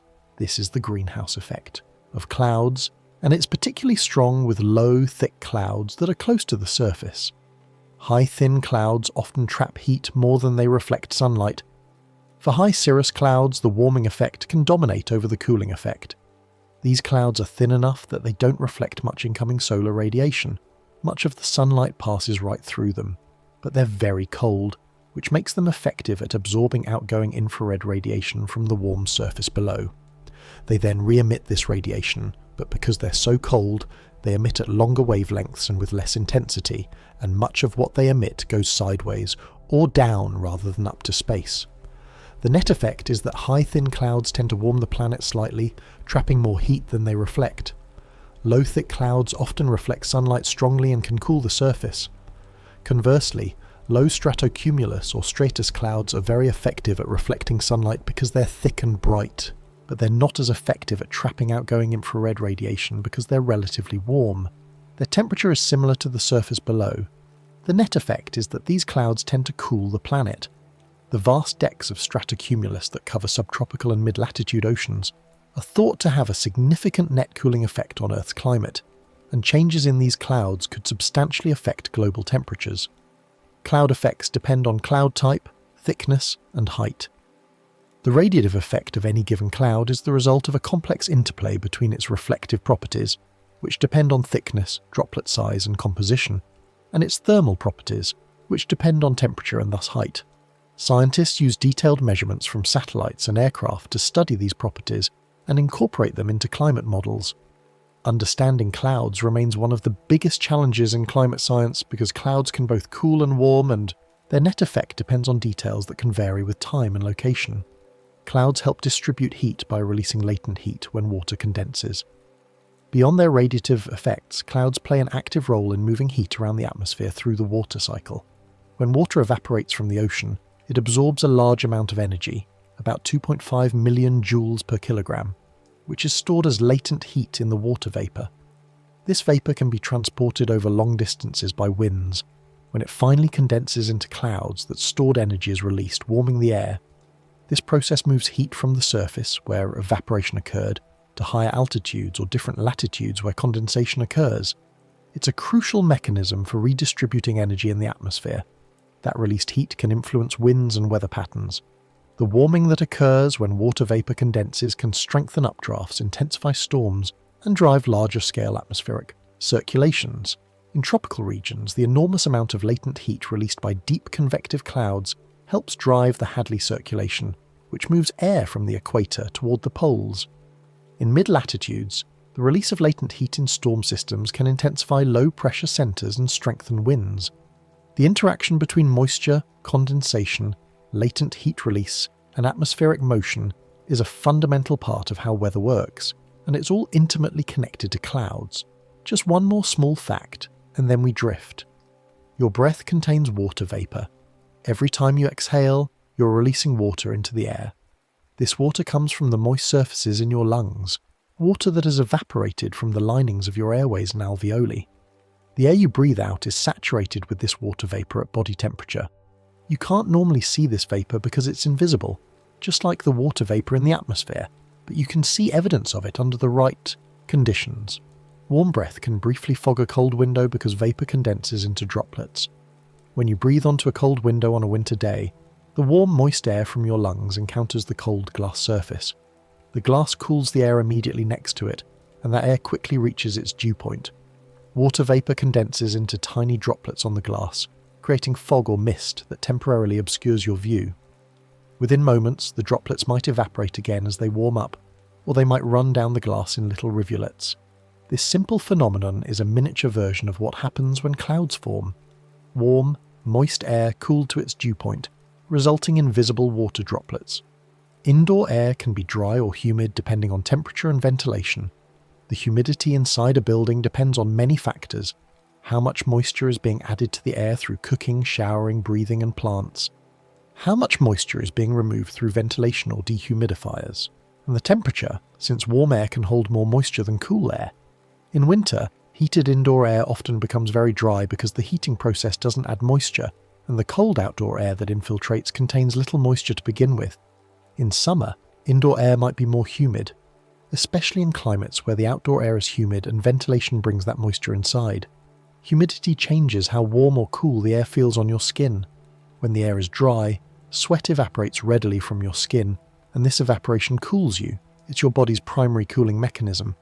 But when the air is humid, evaporation slows because the air is already close to saturation and can't accept much more water vapor. As a result, you feel warmer and more uncomfortable at the same temperature. This is why a hot, humid day feels much worse than a hot, dry day, even though the actual air temperature might be the same. The humidity affects your comfort directly through its impact on evaporative cooling. Outside, clouds are constantly forming and dissolving. The sky is never truly static. At any given moment, somewhere in the atmosphere, air is rising and cooling, water vapor is condensing, and new clouds are forming. Simultaneously, other clouds are evaporating, their droplets turning back into vapor as they mix with drier air or warm up. Some clouds persist for hours, growing and evolving. Others last only minutes, appearing briefly and then vanishing as conditions change. This constant formation and dissolution is part of the dynamic nature of the atmosphere, which is always in motion, always responding to the unequal heating of Earth's surface and the rotation of the planet. A cloud can be temporary, but the water in it continues the cycle. The cloud you see drifting overhead might dissipate within the hour, its droplets evaporating back into invisible vapor. But the water molecules that made up those droplets don't disappear, they simply change form. They might remain as vapor for days, travelling hundreds of miles on the wind before condensing again into a different cloud. Or they might condense and fall as rain within hours, only to evaporate from a puddle and return to the atmosphere. Each water molecule is on a continuous journey through the water cycle, spending time as vapor, as cloud droplets, as rain, as ocean, as ice, as groundwater, as part of a plant, and then back to vapor again. The same water can move from ocean to cloud to rain and back again. If you could follow a single water molecule through its travels, you'd see a complex path. Perhaps it evaporates from the Pacific Ocean, rises in a thermal over a warm spot, condenses into a cloud, falls as rain on a forest, soaks into the soil, is taken up by a tree, transpires from a leaf back into the atmosphere, condenses in another cloud, falls as rain again, flows into a stream, travels to a river, and eventually makes its way back to the ocean. This journey might take days, or weeks, or years. But it's all part of the same continuous cycle that has been operating for as long as Earth has had water and an atmosphere. Clouds are proof that invisible air can carry hidden moisture. When you look at a clear blue sky, it's easy to forget that the air contains water, invisible water vapor mixed throughout the atmosphere. But clouds make this invisible moisture visible. They're like markers, showing where the air has risen and cooled enough to release its hidden water. Every cloud is evidence of moisture that was there all along, just waiting for the right conditions to reveal itself. In this way, clouds help us see something we couldn't otherwise perceive: the water content of the air, the vertical motions of the atmosphere, the processes that drive weather and climate. Tonight, you can let thoughts behave like clouds, arrive, change shape, and pass. As you rest, consider that thoughts are a bit like clouds. They appear in consciousness, sometimes small and wispy, sometimes larger and more substantial, sometimes charged with emotion like a thundercloud. But like clouds, thoughts are temporary. They form, they persist for a while, they change and evolve, and eventually they dissipate. You don't have to hold on to them or push them away. You can simply watch them drift by, acknowledging them without getting caught up in them, knowing that each thought will pass just as clouds pass across the sky. And as you rest, the sky keeps writing slowly, patient, harmless and rhythmic. Above you, even if you can't see it, the atmosphere continues its ancient work. Air rises and falls, moisture condenses and evaporates, clouds form and dissolve. The processes are gentle, continuous, and utterly indifferent to human concerns. They've been happening for billions of years, long before there were people to observe them, and they'll continue long after we're gone. There's something peaceful in that, the knowledge that these vast, slow processes continue, regardless that the sky will keep creating its ephemeral sculptures of water and air, writing and rewriting its story in droplets and ice crystals, patient and endless and beautiful. Just one more small fact, and then we drift.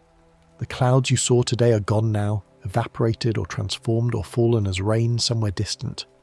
But new clouds are forming even as you close your eyes, and tomorrow there will be new shapes in the sky, new patterns of light and shadow, new evidence of the atmosphere's constant motion.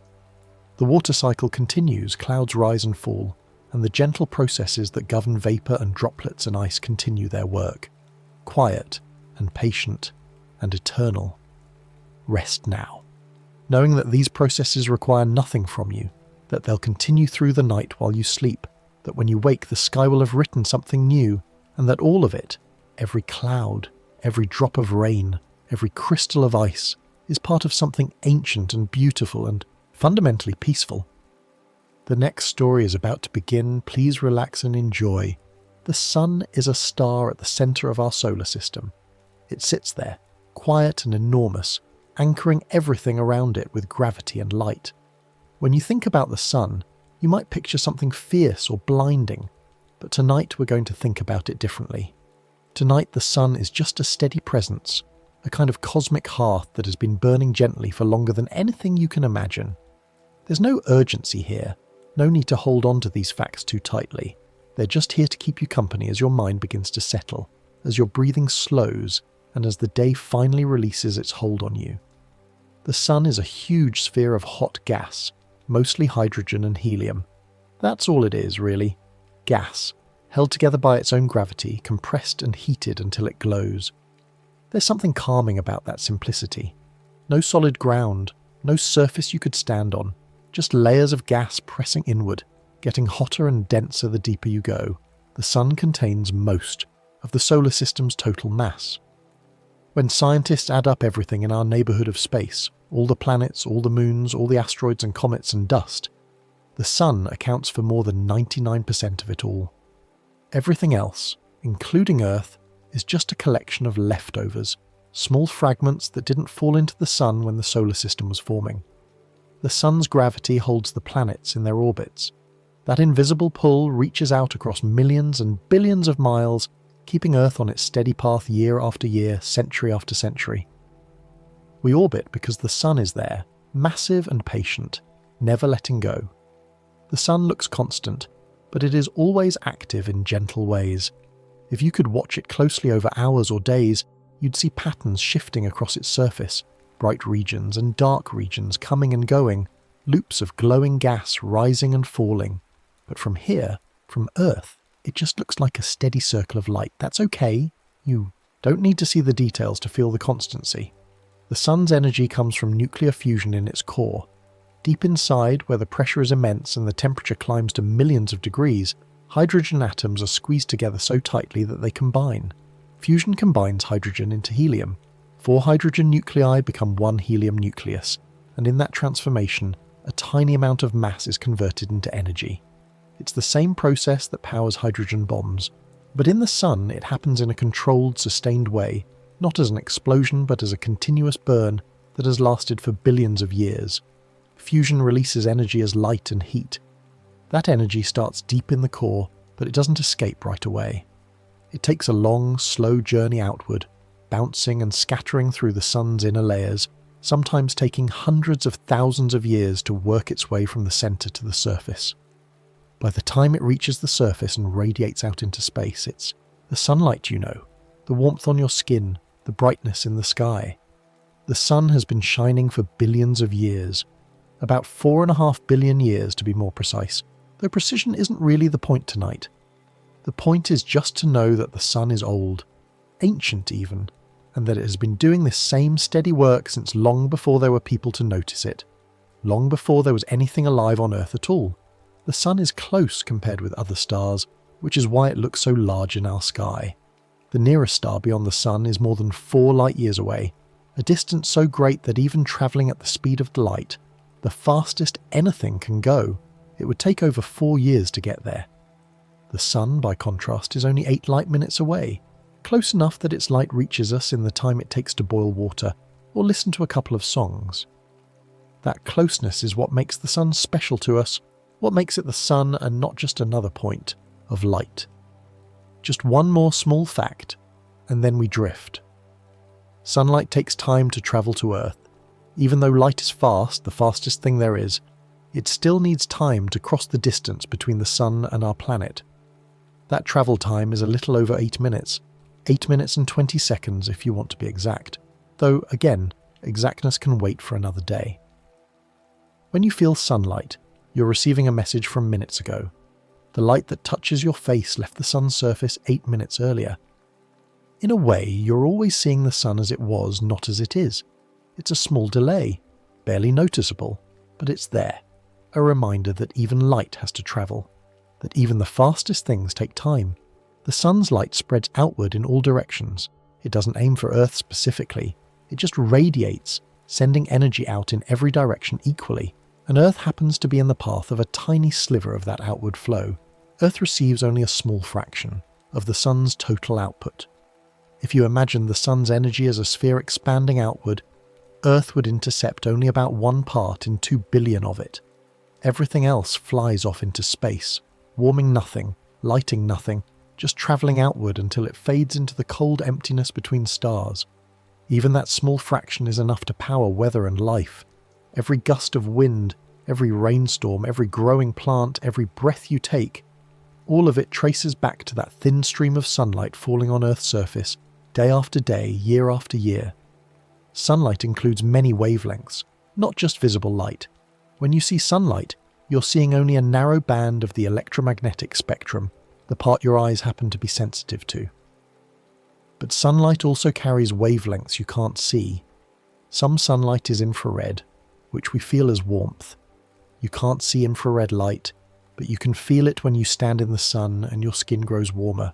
That warmth is just another form of light, vibrating at frequencies too slow for your eyes to detect. Some sunlight is ultraviolet, which Earth's atmosphere helps filter. Ultraviolet light carries more energy than visible light, enough to damage living cells if too much gets through, but the ozone layer high in the atmosphere absorbs most of it before it reaches the ground. What does get through is enough to tan your skin or, over time, cause sunburn, but it's a small fraction of what the sun actually emits. Daylight on Earth is a gentle result of rotation, not the sun turning on and off. The sun doesn't sleep. It doesn't dim at night. Night happens because Earth turns, rotating on its axis once every 24 hours, and as it turns, different parts of the planet face toward the sun or away from it. When your part of Earth turns away, the sun's light is blocked by the planet itself, and you experience night. When your part turns back toward the sun, light returns, and you have day. It's a slow, steady spin, one that's been going on for as long as Earth has existed, and it will keep going long after you've drifted off to sleep tonight. Just one more small fact, and then we drift.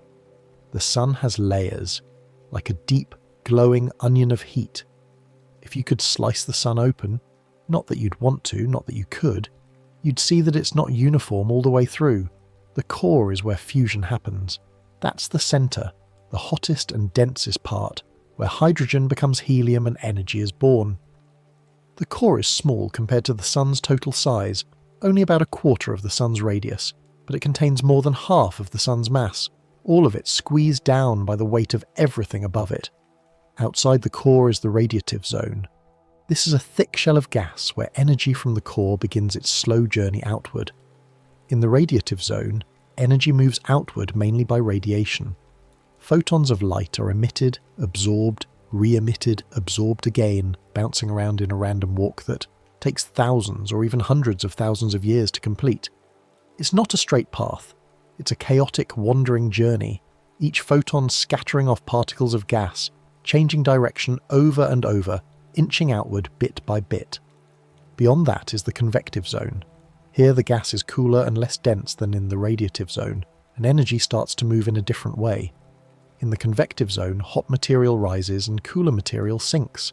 It's like a pot of water simmering on a stove, where heat at the bottom causes the water to rise, and cooler water at the top sinks back down to take its place. This slow churning helps bring energy toward the surface.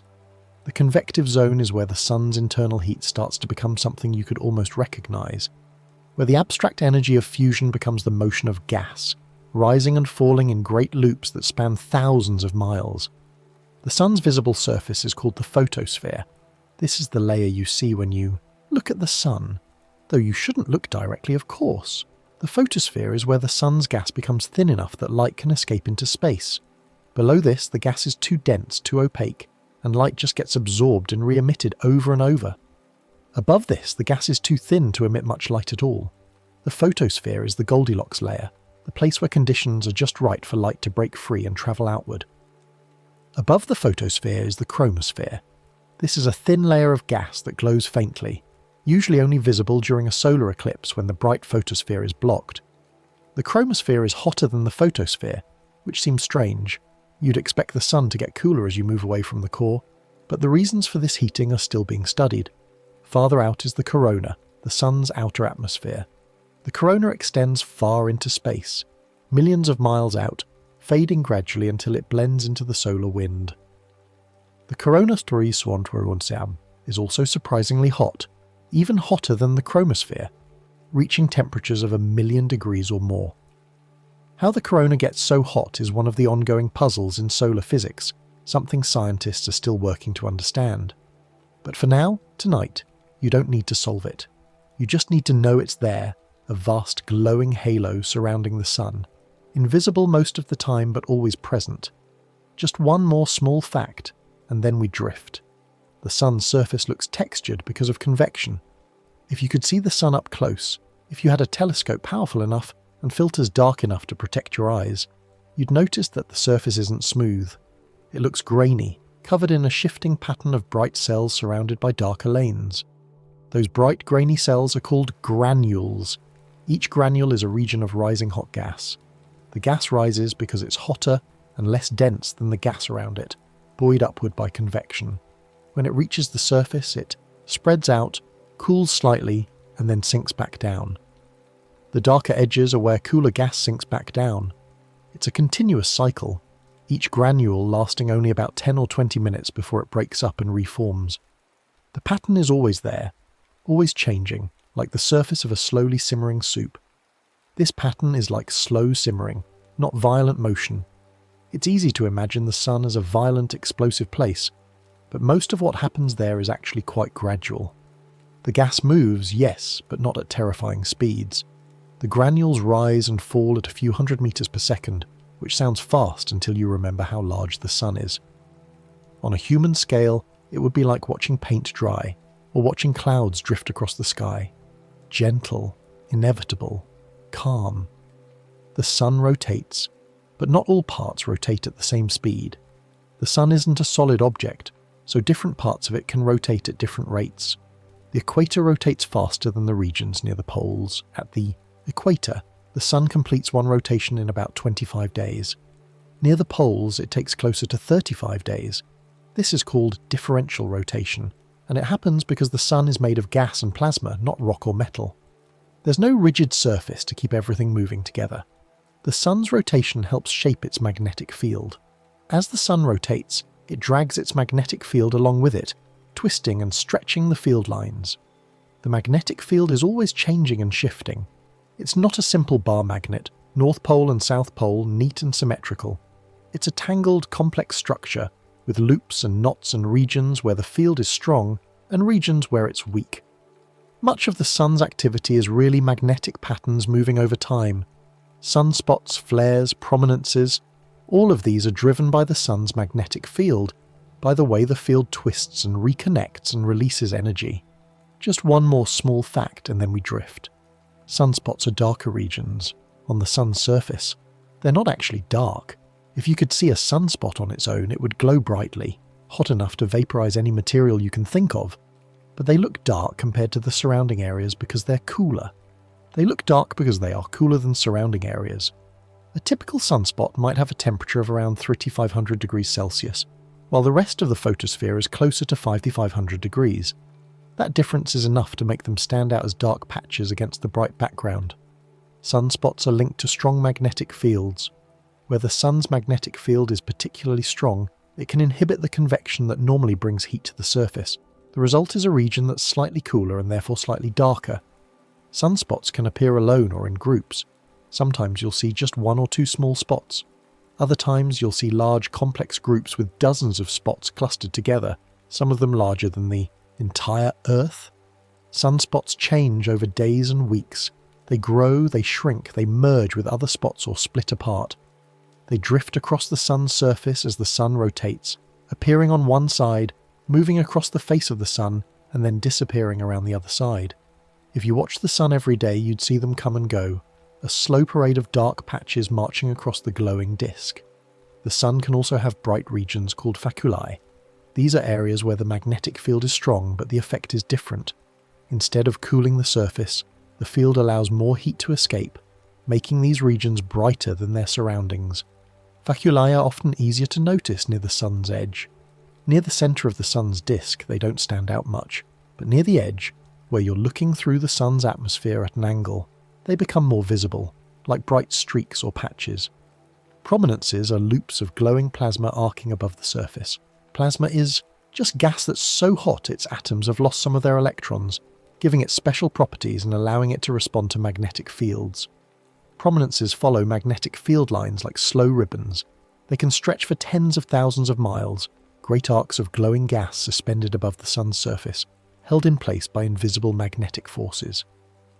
Some prominences are stable, lasting for days or even weeks. Others are more dynamic, rising and falling, sometimes erupting outward into space. Many solar features are beautiful examples of physics staying organized. Despite the heat, despite the chaos of all that gas churning and boiling, the sun's magnetic field creates structure. It organizes the chaos into patterns, loops, arcs, spots, bright regions and dark regions. It's a reminder that even in extreme environments, physics still works, still creates order, still follows rules. Just one more small fact, and then we drift. The corona is the sun's outer atmosphere. It's the part of the sun that extends farthest into space, a vast halo of hot, thin gas that surrounds the visible disk. The corona extends far into space. There's no sharp boundary where the corona ends. It just fades gradually, becoming thinner and thinner until it blends into the solar wind and the space between planets. During a total solar eclipse, when the moon blocks the bright photosphere, the corona becomes visible as a pearly white glow surrounding the darkened sun, with delicate streamers and plumes extending outward. The corona is surprisingly hot compared with the surface below. The photosphere, the visible surface, is about 5,500 degrees Celsius. The corona, despite being farther from the core, is more than 1,000,000 degrees Celsius. This is one of the great mysteries of solar physics. Heat normally flows from hotter regions to cooler regions, so you'd expect the temperature to drop as you move away from the sun's core. But the corona defies that expectation. Scientists study the corona to understand heating and magnetic effects. Current theories suggest that the sun's magnetic field plays a key role, perhaps releasing energy as field lines twist and snap and reconnect, heating the surrounding gas. It's still an active area of research, still something scientists are working to fully understand. The sun releases a steady flow of particles called the solar wind. The corona is so hot that it's not gravitationally bound to the sun. The gas has enough energy to escape, streaming outward in all directions. The solar wind moves outward through the solar system. It's not a fast wind by the standards of, say, a hurricane, but it's steady, flowing past Earth at a few hundred kilometers per second, carrying charged particles, electrons, protons, and heavier ions, out into space. Earth's magnetic field helps deflect many solar wind particles. The Earth has its own magnetic field, generated by the motion of molten iron in its core, and that magnetic field acts like a shield, deflecting most of the solar wind around the planet. The solar wind helps shape Earth's space environment. It compresses the magnetic field on the side facing the sun and stretches it out into a long tail on the night side, creating a region called the magnetosphere. Changes in the solar wind can influence auroras on Earth. When the solar wind is stronger or more turbulent, it can disturb Earth's magnetic field, sending particles spiraling down into the atmosphere near the poles, where they collide with air molecules and create the shimmering lights of the aurora borealis and aurora australis. Most of the time, the solar wind is a quiet, continuous stream.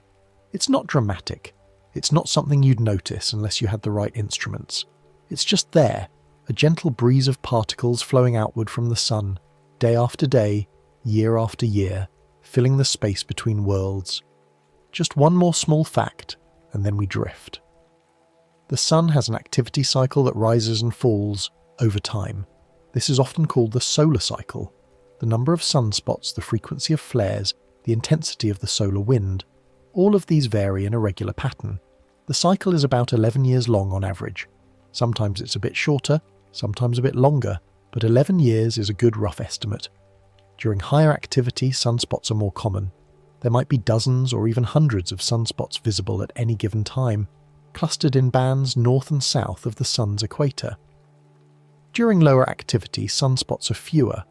At solar minimum, the quiet part of the cycle, there might be weeks or even months when the sun's surface is completely spotless, smooth and bright from edge to edge. The solar cycle is connected to changes in the sun's magnetic field. Over the course of a cycle, the sun's magnetic field gradually becomes more tangled and complex, and then it reorganizes itself, resetting to a simpler state before starting the process all over again. Over a cycle, the sun's magnetic poles switch. The north magnetic pole becomes the south magnetic pole and vice versa. It takes about 11 years for this switch to happen, and then another 11 years to switch back. So a complete magnetic cycle is actually about 22 years. The sun cycle is like a slow heartbeat rather than a sudden switch.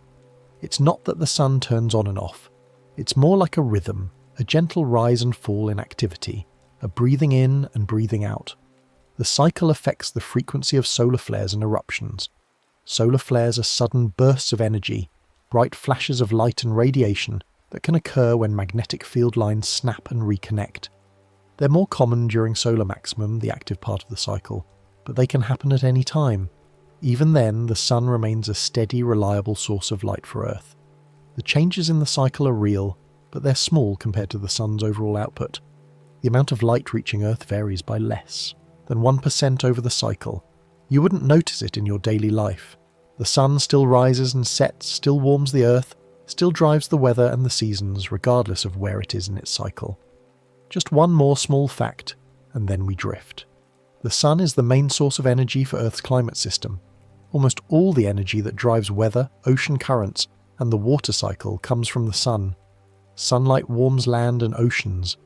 When sunlight strikes the surface of the Earth, some of it is reflected back into space, but most of it is absorbed, heating the ground and the water. Warmth drives evaporation, which helps form clouds and rain. Water evaporates from the oceans, from lakes and rivers, from the soil and from the leaves of plants, rising into the atmosphere as invisible vapor. When that vapor cools and condenses, it forms clouds, and eventually the water falls back to the surface as rain or snow, completing the cycle. Earth's seasons are caused by Earth's tilt, not Earth's distance from the Sun. Earth's orbit around the Sun is nearly circular, so the distance between Earth and the Sun doesn't change much over the course of a year. What does change is the angle at which sunlight strikes different parts of the planet. Earth's axis is tilted about 23.5 degrees relative to its orbit, and that tilt means that during part of the year, the northern hemisphere is tilted toward the Sun, receiving more direct sunlight and experiencing summer, while the southern hemisphere is tilted away, receiving less direct sunlight and experiencing winter. 6 months later, the situation is reversed. Day length changes through the year because of that tilt. In summer, the sun rises earlier and sets later, giving you more hours of daylight. In winter, the sun rises later and sets earlier, and the days are shorter. At the equator, where the tilt has less effect, day length stays roughly the same all year round. At the poles, the effect is extreme. During summer, the sun never sets, and during winter, it never rises. Sunlight helps set many biological rhythms in living things. Plants and animals, including humans, have evolved in a world where light comes and goes in a regular cycle, and their internal biology reflects that. Morning light is a strong cue for the body's internal clock. When light enters your eyes in the morning, it signals to your brain that it's time to wake up, time to be active. This helps synchronize your circadian rhythm, your internal sense of time, with the external cycle of day and night. The sun's position helps guide animal migration and navigation. Many birds, for example, use the position of the sun in the sky to help them find their way during migration. They have an internal sense of time that allows them to compensate for the sun's movement across the sky, effectively using the sun as a compass. Plants respond to sunlight for growth and timing. They grow toward the light, a process called phototropism, and many plants also track the time of year based on the length of the day, using that information to decide when to flower or when to drop their leaves. Even indoors, your day-night rhythm is still connected to the sun.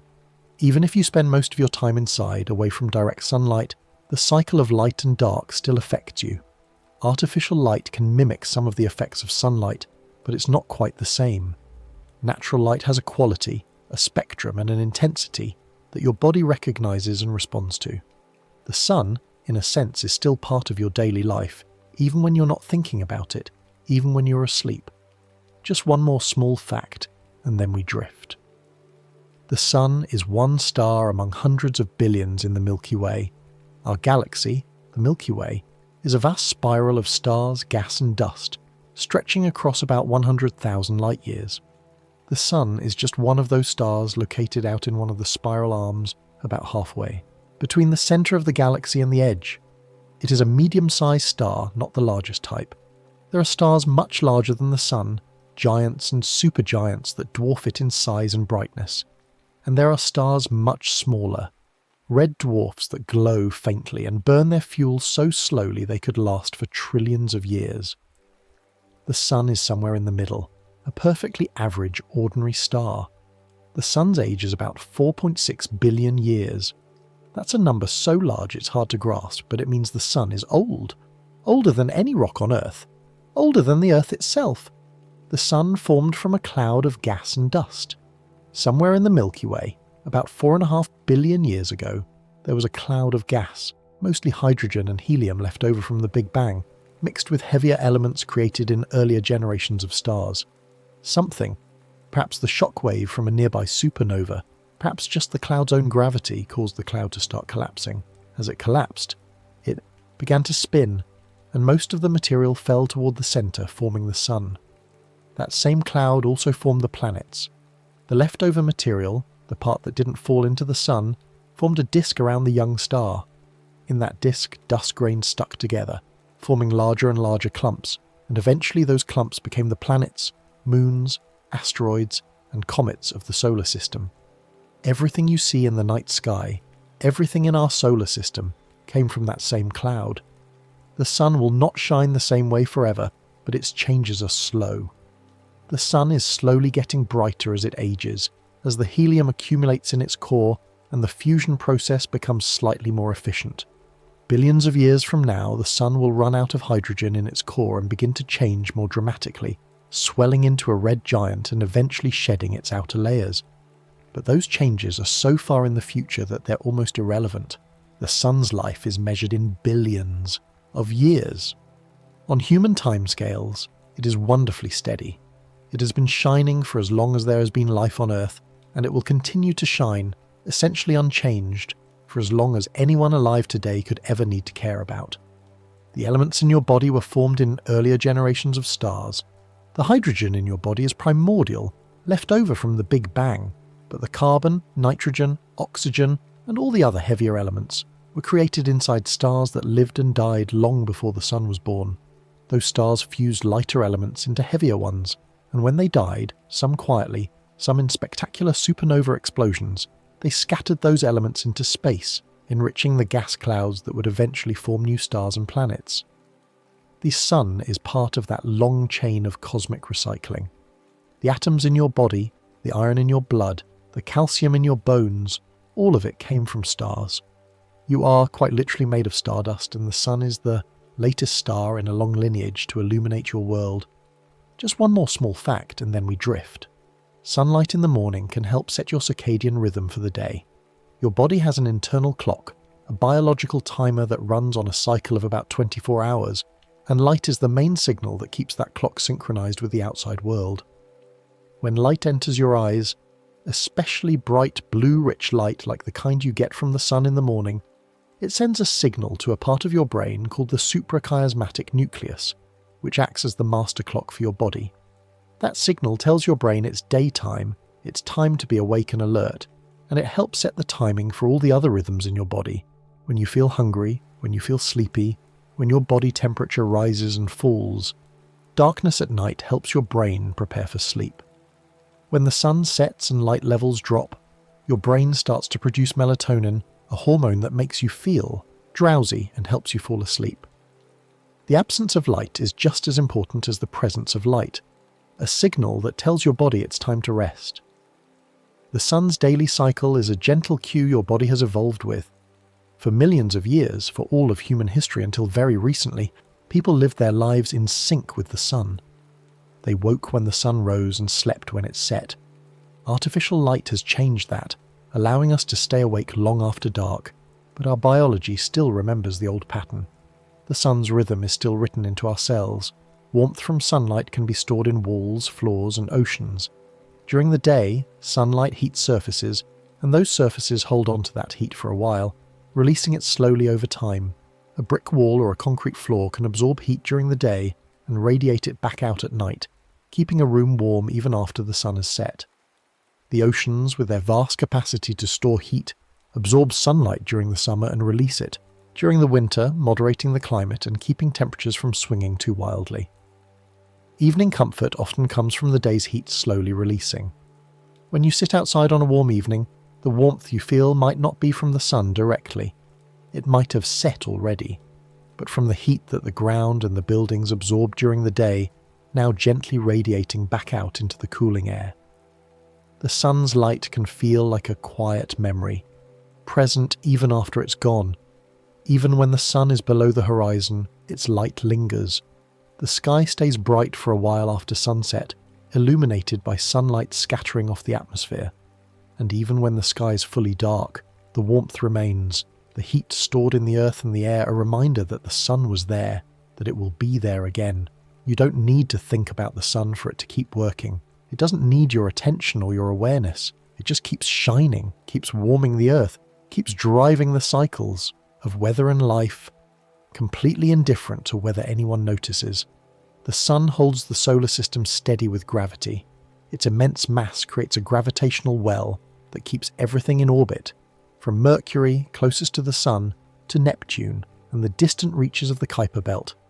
The planets don't fall into the sun because they're moving, orbiting, their sideways motion balanced against the sun's pull. And they don't fly off into space because the sun's gravity keeps them tethered. It's a stable arrangement, one that has lasted for billions of years and will last for billions more. Tonight, you can let that steadiness become a feeling of safety. The sun is out there, even though you can't see it right now, even though it's nighttime where you are. It's still shining, still holding everything together, still doing what it has always done. There's something comforting in that, in knowing that some things are constant, that some things can be relied upon. The sun will rise again, in its own time, and you can rest until then. You don't need to worry about it. You don't need to do anything. The sun will take care of itself, and the world will turn and morning will come, as it always has, as it always will. Just one more small fact and then we drift. But there are no more facts. There's just this moment, this quiet, this slow release of the day. You've followed the sun from its core to its corona, from its birth billions of years ago to the light that touched your face this morning. You've learned about layers and cycles, about fusion and magnetic fields, about the gentle ways the sun shapes your world and your life. And now, all of that can fade away. You don't need to remember any of it. You don't need to hold on to the facts or the numbers or the names. They were just here to give your mind something to follow, something calm and steady to trace as you let go of the day's thoughts and worries. The sun is still out there, doing its work, burning hydrogen into helium, sending light streaming out into space. It doesn't need you to understand it. It doesn't need you to think about it.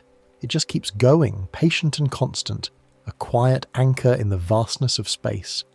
And you can take that constancy with you into sleep, a sense that the universe is orderly, that the cycles continue, that there's no rush, no urgency, nothing that needs your attention right now. Your breathing has slowed, the tension in your shoulders is eased, the thoughts that were racing through your mind have quieted. There's just the rhythm of your breath, the weight of your body sinking into the bed, the gentle darkness behind your closed eyes. The sun's story is over for tonight, but the sun itself continues, shining somewhere beyond the horizon, warming the other side of the world, lighting someone else's morning while you rest. Let your mind wander if it wants to wander. Let it drift to the image of the sun as a glowing sphere, layers upon layers of hot gas, slowly churning, slowly rotating, the core burning bright at the center, the surface shimmering with granules and spots, the corona reaching out into space like a halo. Or let it drift to something simpler, just the feeling of sunlight, warm on your skin, the way it looks filtering through leaves or reflecting off water. Or let it drift to nothing at all, just the soft darkness, the quiet, the stillness. There's no need to fight sleep. There's no need to force anything. Sleep will come in its own time, just as the sun will rise in its own time. You can trust that. You can let go. The sun holds the planets in their orbits with gravity steady and reliable, and in the same way, sleep will hold you, gently, inevitably. You're safe here. You're allowed to rest. The day is done. The facts are done. The sun is shining somewhere, and you are here, breathing slowly, letting go, drifting. The sun's light travels 8 minutes to reach Earth, but you don't need to wait for anything. You're already where you need to be. The warmth is already here, stored in the walls, in the air, in the memory of the day. The light is already here, even in the darkness, a soft presence, a quiet knowing that morning will come. And until then, there is only this, the slow, steady rhythm of your breath, the feeling of your body at rest, the gentle pull of sleep drawing you deeper, deeper into warmth, into darkness, into the quiet place where thoughts dissolve and nothing is required of you. Just one more small fact, and then we drift. But we've already drifted. We're drifting now. The sun is a star at the center of our solar system, and you are here, at the center of your own quiet moment, letting everything else fall away.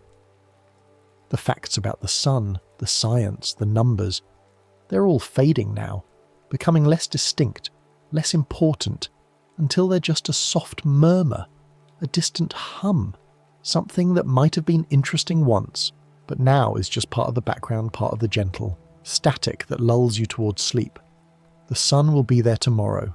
It will rise as it always does, pouring light over the horizon, warming the air, starting the cycle again.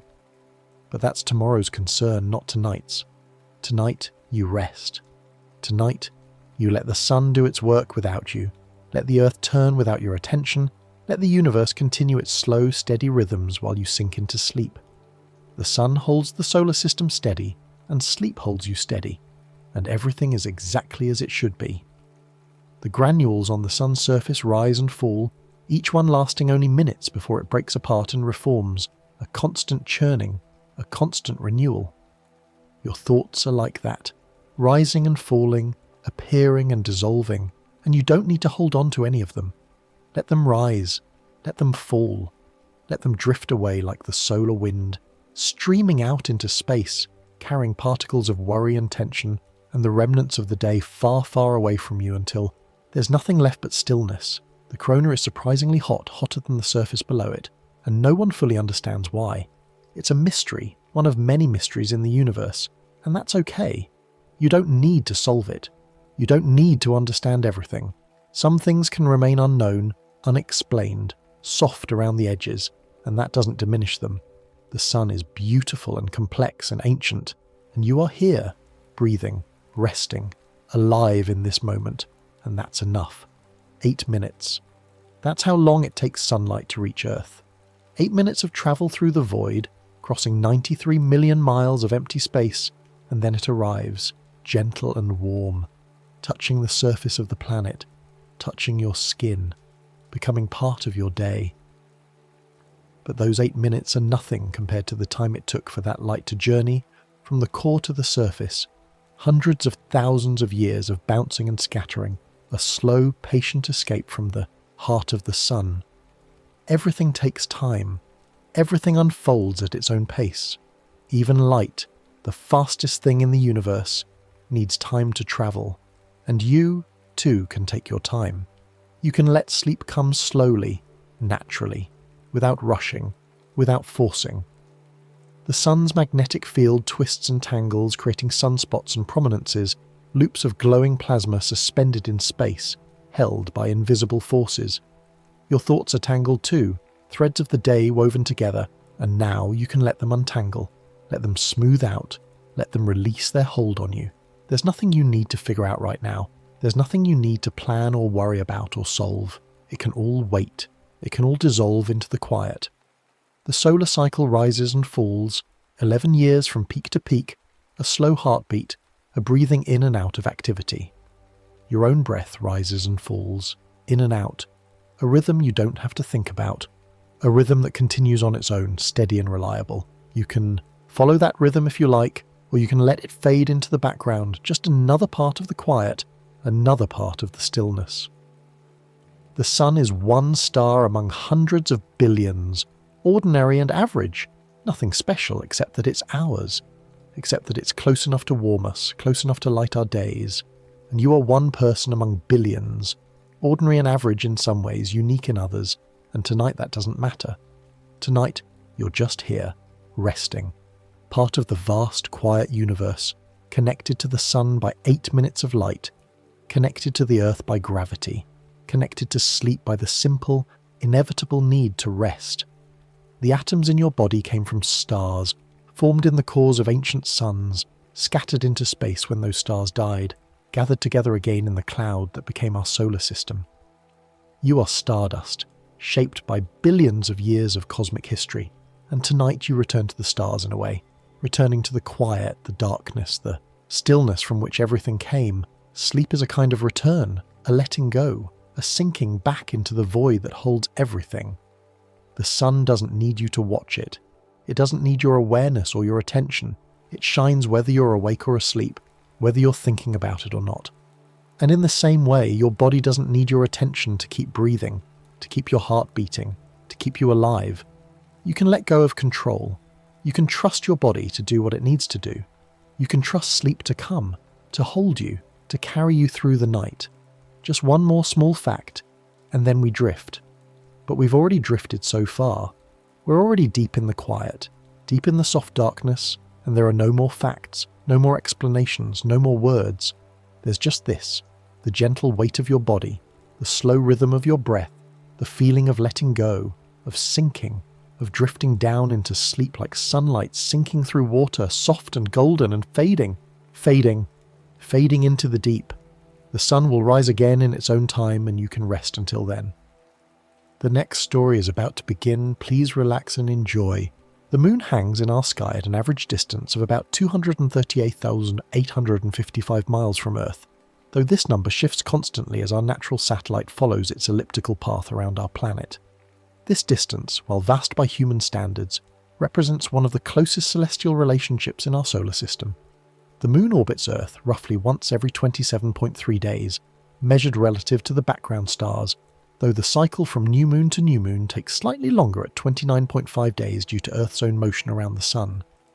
This gentle, perpetual dance has continued for billions of years, creating the rhythmic patterns that govern tides, influence ecosystems, and provide a steady companion in our night sky. The moon's formation remains one of the most fascinating stories in planetary science, and the leading explanation involves a collision of almost unimaginable violence that paradoxically created the serene object we see today. Scientists currently think that about 4.5 billion years ago, when Earth was still very young and hot, a Mars-sized object collided with our planet in a grazing impact. This impactor, sometimes called Theia by researchers, struck Earth at just the right angle and speed to blast enormous amounts of material into orbit rather than merging completely or bouncing away. The debris from this catastrophic encounter, a mixture of material from both Earth's outer layers and the impactor itself, formed a ring of molten rock and vapour circling our planet. Over time, measured in years and centuries and millennia, this ring gradually coalesced through gravitational attraction, building up into the moon we know today. Evidence for this giant impact hypothesis comes from multiple sources, including the similar composition of Earth and moon rocks, the moon's relatively small iron core compared to Earth's, and the angular momentum of the Earth-Moon system. When we look at the moon's surface, we see a landscape frozen in time, preserving a record of the solar system's violent youth. The most prominent features visible even to the naked eye are the dark patches called Maria, a Latin word meaning seas, though no water flows there and perhaps never has. These Maria formed between 3.8 and 3 billion years ago during a period of intense asteroid and comet bombardment. When these massive objects struck the moon's surface, they created enormous impact basins that subsequently filled with molten basaltic lava flowing up from the moon's interior. The lava spread across the basin floors in vast sheets, sometimes hundreds of feet thick, before cooling and solidifying into the smooth, dark plains we observe today. The lighter areas surrounding these dark Maria are the lunar highlands, representing the moon's original crust, which formed when the early moon's surface was a global ocean of molten rock. As this magma ocean slowly cooled over millions of years, lighter minerals floated to the top while denser materials sank, creating the layered structure that produced the bright highland rocks. The surface of the moon bears the scars of billions of years of impacts, and examining these craters tells us much about the history of our corner of the solar system. Unlike Earth, where erosion from wind and water, tectonic activity, and biological processes constantly reshape the surface, the moon preserves its impact record with remarkable fidelity.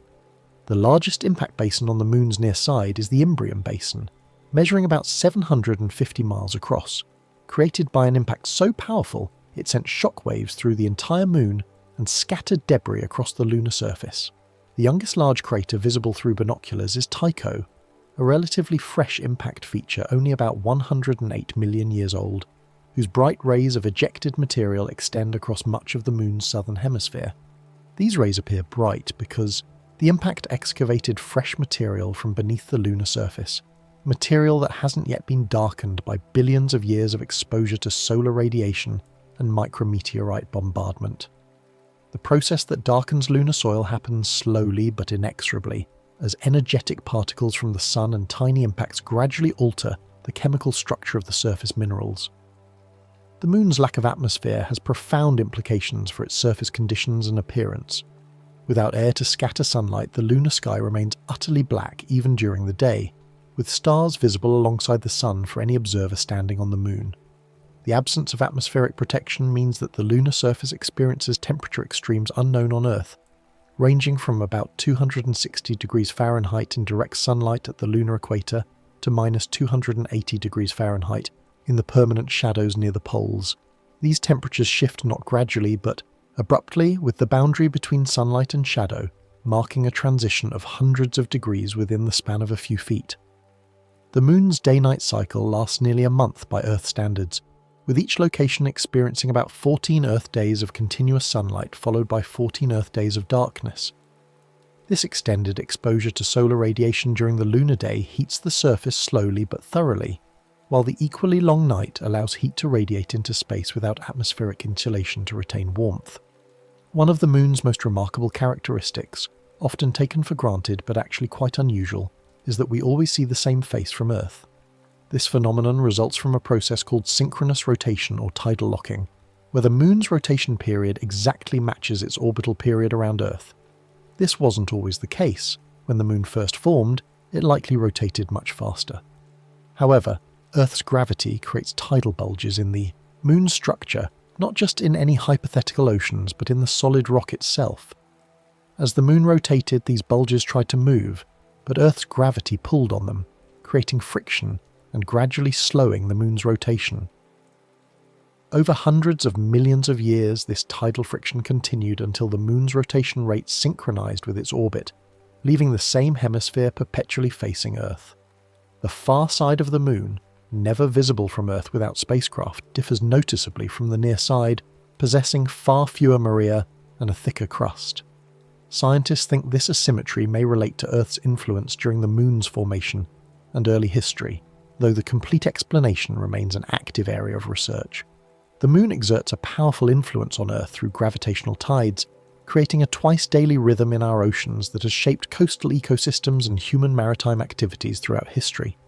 The basic mechanism of tides involves the gravitational attraction between the Moon and Earth's water, though the actual physics proves more subtle than simple attraction.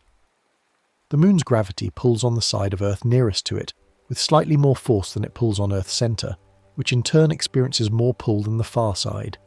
This differential gravitational force stretches Earth very slightly into an oval shape, with bulges on both the near and far sides.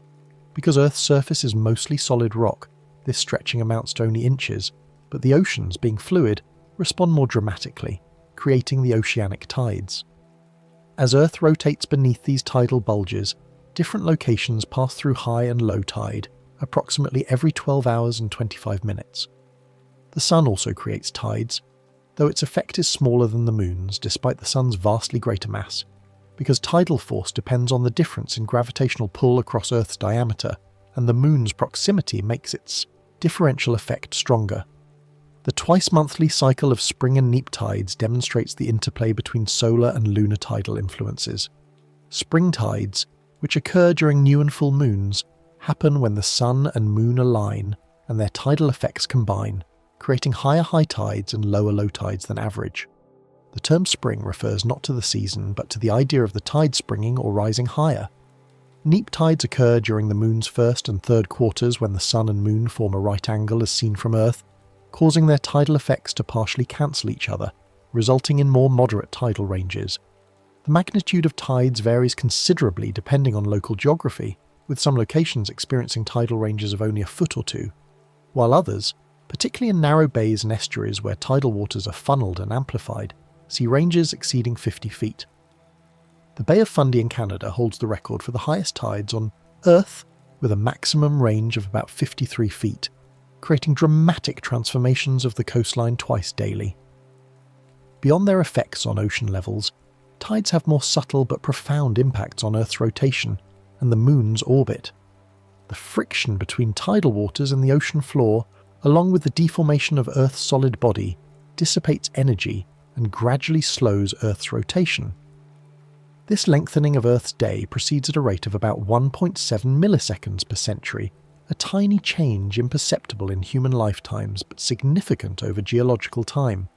When Earth rotates with shallow seas sloshing across continental shelves, the tidal friction becomes particularly effective at extracting rotational energy. This energy doesn't vanish but rather transfers to the Moon's orbital motion through a complex gravitational interaction involving the slight offset of Earth's tidal bulge. Because Earth rotates faster than the Moon orbits, Earth's rotation drags the tidal bulge slightly ahead of the direct Earth-Moon line. This offset bulge then gravitationally pulls on the Moon in the direction of its orbital motion, accelerating the Moon and causing it to slowly spiral outward. Laser ranging measurements, which bounced light off reflectors placed on the lunar surface by Apollo astronauts, confirm that the Moon recedes from Earth at about 1.5 inches per year. Looking backward in time, this lunar recession means the moon was closer to Earth in the past and much closer in the very distant past. When the moon first formed at perhaps 10 to 15,000 miles from Earth, compared to today's roughly 240,000 miles, it would have appeared enormous in Earth's sky, subtending an angle perhaps 15 to 20 times larger than today. The tides raised by this nearby moon would have been correspondingly stronger, possibly reaching heights of hundreds of feet and occurring every few hours as the young Earth spun, rapidly on its axis. Some scientists have speculated that these extreme tides may have influenced the development of Earth's early crust, and perhaps even played a role in mixing the primordial oceans in ways that affected the chemistry relevant to the origin of life, though such ideas remain highly speculative. The moon's gradual distancing has another eventual consequence that becomes apparent during solar eclipses.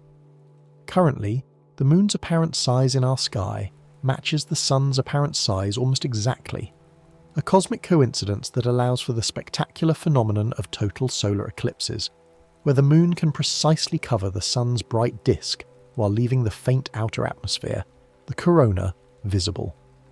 This match occurs because although the sun is about 400 times larger than the moon, it's also about 400 times farther away, making the two objects appear nearly the same size from Earth. However, as the moon continues to recede, its apparent size will gradually shrink. In roughly 600 million years, the moon will be too far from Earth to completely cover the sun, and total solar eclipses will become impossible, replaced by only annular eclipses where a ring of sunlight remains visible around the moon's silhouette. Solar eclipses themselves follow predictable patterns thanks to the regular geometry of the Earth-Moon-Sun system, though predicting exactly where on Earth an eclipse will be visible requires careful calculation.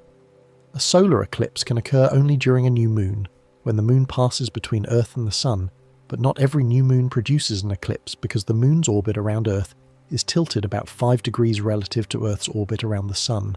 This tilt means the moon usually passes above or below the sun from Earth's perspective. Eclipses happen only when a new or full moon coincides with the moon crossing the plane of Earth's orbit, points called nodes. The geometry of these orbital intersections repeats in a cycle called the Saros, lasting approximately 6,585 and 1/3 days, or about 18 years, 11 days, and 8 hours. After one Saros cycle, the Sun, Earth and Moon return to nearly the same geometric arrangement, producing a similar eclipse. However, the extra 1/3 day in the cycle means the eclipse occurs about 8 hours later in Earth's rotation, shifting the visibility path about 120 degrees westward. The narrow path of totality during a solar eclipse, typically only about 70 to 100 miles wide, results from the moon's shadow having two parts. The inner darker shadow called the umbra creates the path of totality where the sun is completely blocked, while the outer, lighter shadow called the penumbra creates a region where the sun is only partially blocked. Because the moon is relatively small, and its distance from Earth varies as it orbits, the umbra sometimes fails to reach Earth's surface at all, creating annular eclipses where the moon appears slightly smaller than the sun. The maximum duration of totality during a solar eclipse is about 7.5 minutes, achieved when the moon is at its closest point to Earth and moving most slowly across the sun's face, though most total solar eclipses are considerably shorter, typically lasting between 2 and 3 minutes. Lunar eclipses present a different spectacle, occurring when Earth passes between the sun and moon, causing Earth's shadow to fall on the lunar surface. These eclipses can happen only during a full moon and are visible from the entire nighttime half of Earth, unlike solar eclipses which are visible only from specific narrow paths. During a total lunar eclipse, the moon doesn't disappear completely, but instead often takes on a coppery red colour. This colouring results from sunlight passing through Earth's atmosphere and bending into the shadow region. Earth's atmosphere scatters blue light more effectively than red light, the same phenomenon that makes sunsets red and the sky blue. So the light reaching the moon during an eclipse has had its blue components removed, leaving primarily red wavelengths to illuminate the lunar surface. The exact colour and brightness of the eclipsed moon depends on Earth's atmospheric conditions at the time, with volcanic eruptions or unusual dust content creating darker or more colourful eclipses. The moon's interior structure has been revealed through various means, including seismometers placed by Apollo astronauts and analysis of the Moon's gravitational field and physical properties. The Moon possesses a layered structure somewhat similar to Earth's, with a crust, mantle, and core, though the proportions differ significantly. The lunar crust ranges from about 25 miles thick on the near side to about 40 miles thick on the far side, this asymmetry representing one of the Moon's puzzling features. Below the crust lies the mantle, composed primarily of silicate rocks rich in magnesium and iron, extending down to a depth of roughly 900 miles. The deepest moonquakes detected by Apollo seismometers originated at depths of about 600 to 800 miles, likely caused by gravitational tides from Earth stressing the lunar interior. These deep moonquakes occurred repeatedly at the same locations and times during the Moon's orbit, indicating they relate to specific tidal stress patterns. The lunar core, much smaller relative to the Moon's size than Earth's core is to Earth's size, consists of a solid inner core and possibly a liquid outer core, together measuring perhaps 300 miles in radius. This small core helps explain why the Moon lacks a global magnetic field today, though measurements of lunar rocks reveal that some possessed magnetization, requiring an ancient lunar magnetic field. Scientists think the Moon may have generated a magnetic field through a dynamo process early in its history when the core was entirely molten and convecting. But as the Moon cooled and much of the core solidified, this dynamo ceased. Some localized magnetic anomalies on the lunar surface, regions where rocks show unexpectedly strong magnetization, might represent impacts that occurred while the lunar dynamo was still operating, with the shock of the impact effectively freezing the ambient magnetic field into the rocks as they cooled. The Apollo program of the 1960s and 70s represents humanity's most direct interaction with the Moon, placing 12 astronauts on the lunar surface across 6 missions between 1969 and 1972. These missions returned 842 pounds of lunar rocks and soil, samples that remain the primary source of detailed information about lunar composition and history. The rocks revealed that the Moon's maria consist of basalt similar to volcanic rocks on Earth, but with subtle compositional differences, including lower water content and different relative abundances of certain elements. The highland rocks proved to be largely an orthosite, a light-coloured rock rich in the mineral plagioclase feldspar, consistent with the hypothesis that they formed as light minerals floated to the top of a cooling magma ocean. Dating these rocks using radioactive decay systems showed that the highland rocks are extremely ancient, with formation ages of 4.4 to 4.5 billion years, nearly as old as the solar system itself, while the maria basalts are younger, ranging from about 3.8 to 3 billion years old. One surprising discovery from the Apollo samples was the near-complete absence of water in lunar rocks, or more precisely, the near-complete absence of water that was incorporated into minerals as they formed. The lunar rocks are drier than any naturally occurring rocks found on Earth, sometimes described as being drier than the driest terrestrial deserts. This extreme dryness supported the giant impact hypothesis for lunar formation, because the impact would have vaporized water and other volatile substances, allowing them to escape. However, more recent discoveries have complicated this picture slightly. Orbital spacecraft have detected signatures of water ice in permanently shadowed craters near the lunar poles, where temperatures remain cold enough that ice can persist for billions of years. Additionally, very sensitive measurements of Apollo samples have revealed traces of water in volcanic glass beads and in the interiors of some minerals, suggesting the Moon's interior might not be quite as dry as once thought, though it remains extremely dry by Earth standards. The permanently shadowed craters near the Moon's poles represent some of the coldest places in the solar system, with temperatures that may reach as low as -400 degrees Fahrenheit, or perhaps even colder. These cold traps occur because the Moon's axis of rotation is tilted only about 1.5 degrees relative to its orbital plane, compared to Earth's 23.5 degree tilt. This near-vertical orientation means that the floors of deep craters near the poles never receive direct sunlight. Any water molecules that happen to wander into these cold traps, perhaps delivered by comet impacts or produced by interactions between the solar wind and oxygen in lunar rocks, would freeze and remain frozen for geological time periods. Some researchers have speculated that these permanently shadowed regions might contain not just water ice, but also frozen deposits of other volatile substances, including carbon dioxide, ammonia and methane, creating a record of material delivered to the inner solar system over billions of years. The lunar surface experiences constant bombardment by micrometeorites, tiny particles ranging from dust grains to pebbles that strike the moon at velocities of tens of thousands of miles per hour. Without an atmosphere to burn them up, these particles strike the surface directly, creating microscopic craters and gradually pulverizing the upper layers of rock into a fine powder.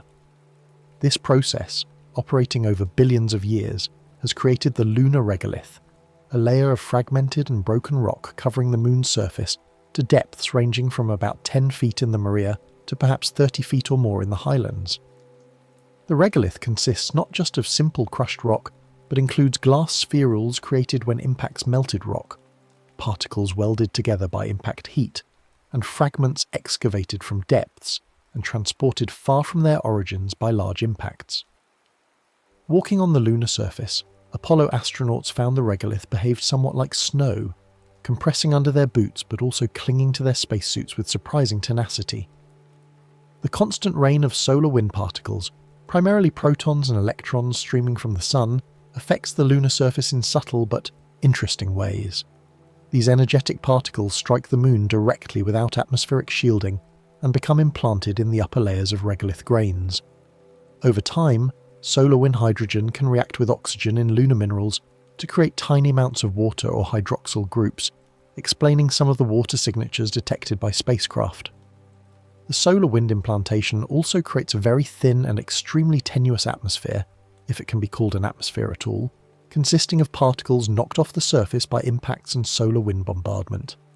This exosphere is so tenuous that particles almost never collide with each other, following ballistic trajectories more like spacecraft in orbit than like molecules in a gas. The moon's influence extends beyond physical effects, like tides, to encompass cultural and biological influences that have shaped life on Earth and human civilization.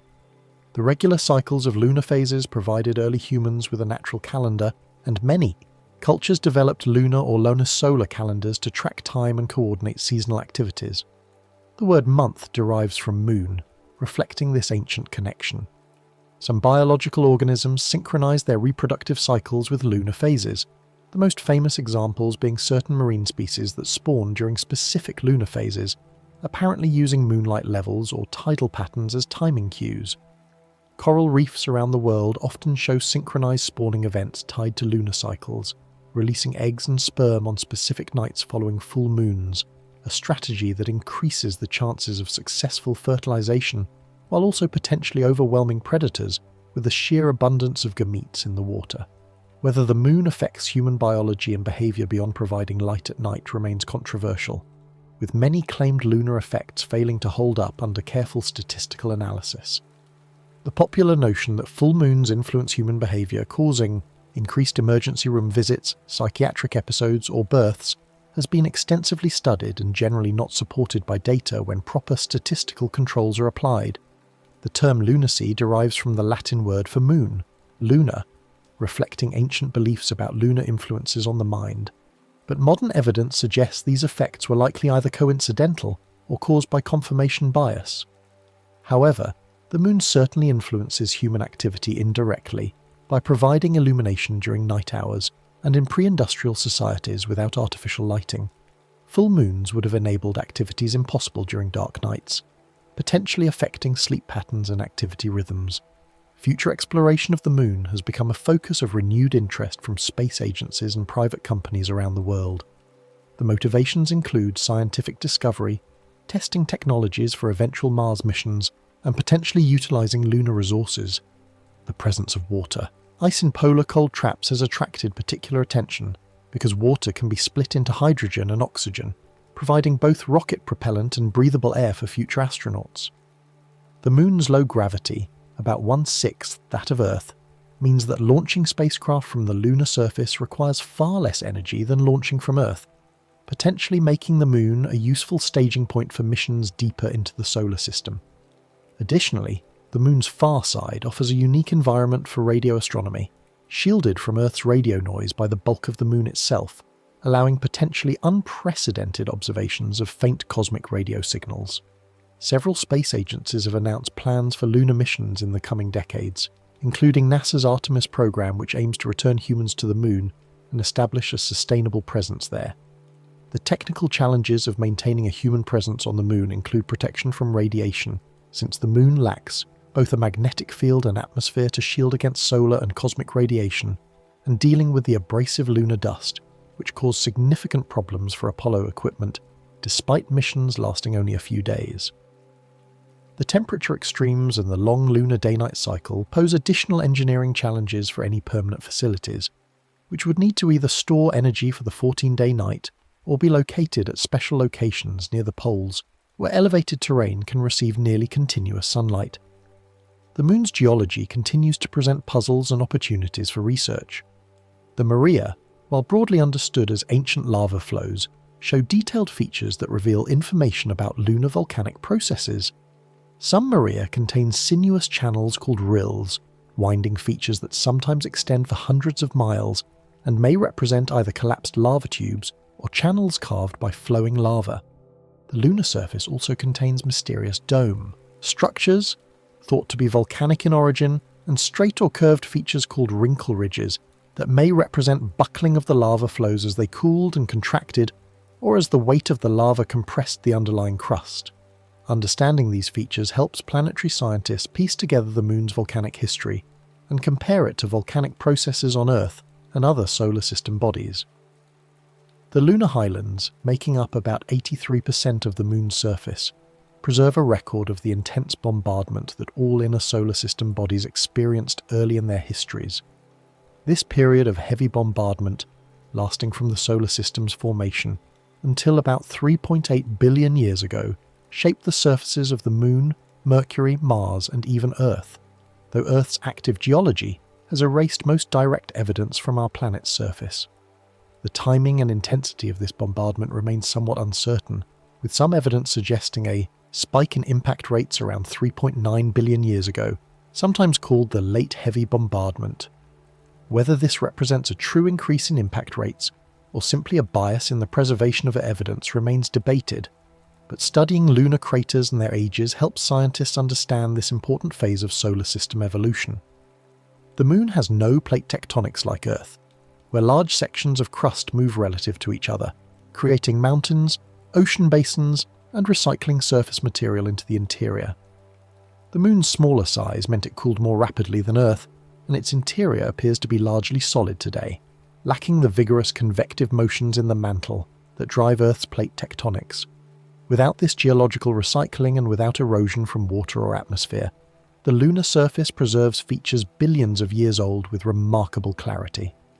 This geological stillness makes the Moon valuable as a record of solar system history, but it also means that the Moon's active geological history was relatively brief. Most of the Moon's volcanic activity occurred between about 3.8 and 3 billion years ago, with little evidence for volcanic activity in the most recent billion years, though some researchers have argued for occasional small eruptions in more recent times based on fresh-looking deposits. The Moon's gravitational field shows interesting variations that reveal information about its internal structure. Concentrations of mass beneath some of the large impact basins, called mascons for mass concentrations, create regions of slightly stronger gravity that can affect the orbits of spacecraft. These mascons probably represent the dense mantle material that welled up after the giant impacts, partially filling the basins before the lava flows arrived. The presence of mascons indicates that the lunar lithosphere, the strong outer shell of the Moon, was thick enough to support these mass concentrations, without the basins collapsing back to equilibrium, suggesting the Moon had already cooled and developed a substantial lithosphere by the time the large impacts occurred. One of the curious aspects of the Moon's orbit is its slight eccentricity, meaning the orbit is not perfectly circular but slightly elliptical. This eccentricity causes the Moon's distance from Earth to vary from about 225,000 miles at perigee, the closest point, to about 252,000 miles at apogee, the farthest point. When a full moon occurs near perigee, sometimes called a supermoon in popular media, the Moon appears about 14% larger and about 30% brighter than when full moon occurs near apogee. However, this size difference proves difficult to detect by eye without careful measurement or comparison photographs. The Moon's orbital eccentricity also varies over long time periods due to gravitational perturbations from the Sun and planets, though these variations are small and gradual. The Moon's orbit is also inclined about 5 degrees to the ecliptic, the plane of Earth's orbit around the Sun, and this inclination varies slightly over time in a cycle lasting about 18.6 years. This variation in orbital inclination affects how high the Moon appears in the sky from different latitudes on Earth and influences the patterns of tides. During the major standstill, when the Moon's orbital inclination reaches its maximum, the Moon can appear very high in the sky as seen from locations at high latitudes, while during the minor standstill, the Moon's range of positions becomes more restricted. Ancient monuments such as some stone circles in Britain appear to have been aligned with these lunar standstill positions, suggesting that prehistoric peoples tracked these cycles carefully, though the purposes of such tracking remain somewhat speculative. The Moon's surface contains numerous features named after scientists, philosophers, and other notable figures, following a tradition established in the 17th century by early telescopic observers. The lunar highlands contain craters named after Copernicus, Kepler, Tycho, and many other figures from the history of science and philosophy, while the Maria bear Latin names such as Mare Tranquillitatis, the Sea of Tranquility, where Apollo 11 landed, and Mare Imbrium, the Sea of Rains. Some features bear more whimsical names, like the crater Hadley Rill, named after John Hadley, who invented the reflecting sextant, which became the landing site for Apollo 15. The far side of the Moon, first photographed by Soviet spacecraft in 1959, contains additional name features including the Mare Moscoviense, the Moscow Sea, and craters named after space exploration pioneers. The question of whether the Moon could support life in any form has generally received a negative answer given the absence of atmosphere, liquid water, and protection from radiation. However, the discovery of more water than previously suspected, particularly the ice in permanently shadowed craters, raises interesting, if highly speculative, possibilities. If protected environments existed, perhaps in lava tubes or beneath the surface where ice deposits might exist, could these harbour simple microorganisms? Most scientists consider this extremely unlikely given what we know about the Moon's history and conditions, but the question illustrates how our understanding of possible habitats for life has expanded. More practically, if humans establish a permanent presence on the Moon, the question of preventing contamination becomes important both to protect any potential lunar science from terrestrial contamination and to avoid introducing Earth organisms into the lunar environment. The Apollo program left behind not just footprints and scientific instruments, but also several types of ongoing experiments that continue to provide data decades later. The most successful of these has been the laser-ranging retroreflectors, arrays of corner cube prisms that reflect laser beams directly back to their source. By timing how long laser pulses take to travel from Earth to the Moon and back, scientists can measure the Earth-Moon distance with remarkable precision, currently accurate to about a millimetre. These measurements have confirmed the gradual lunar recession, tested predictions of general relativity, and provided information about variations in Earth's rotation.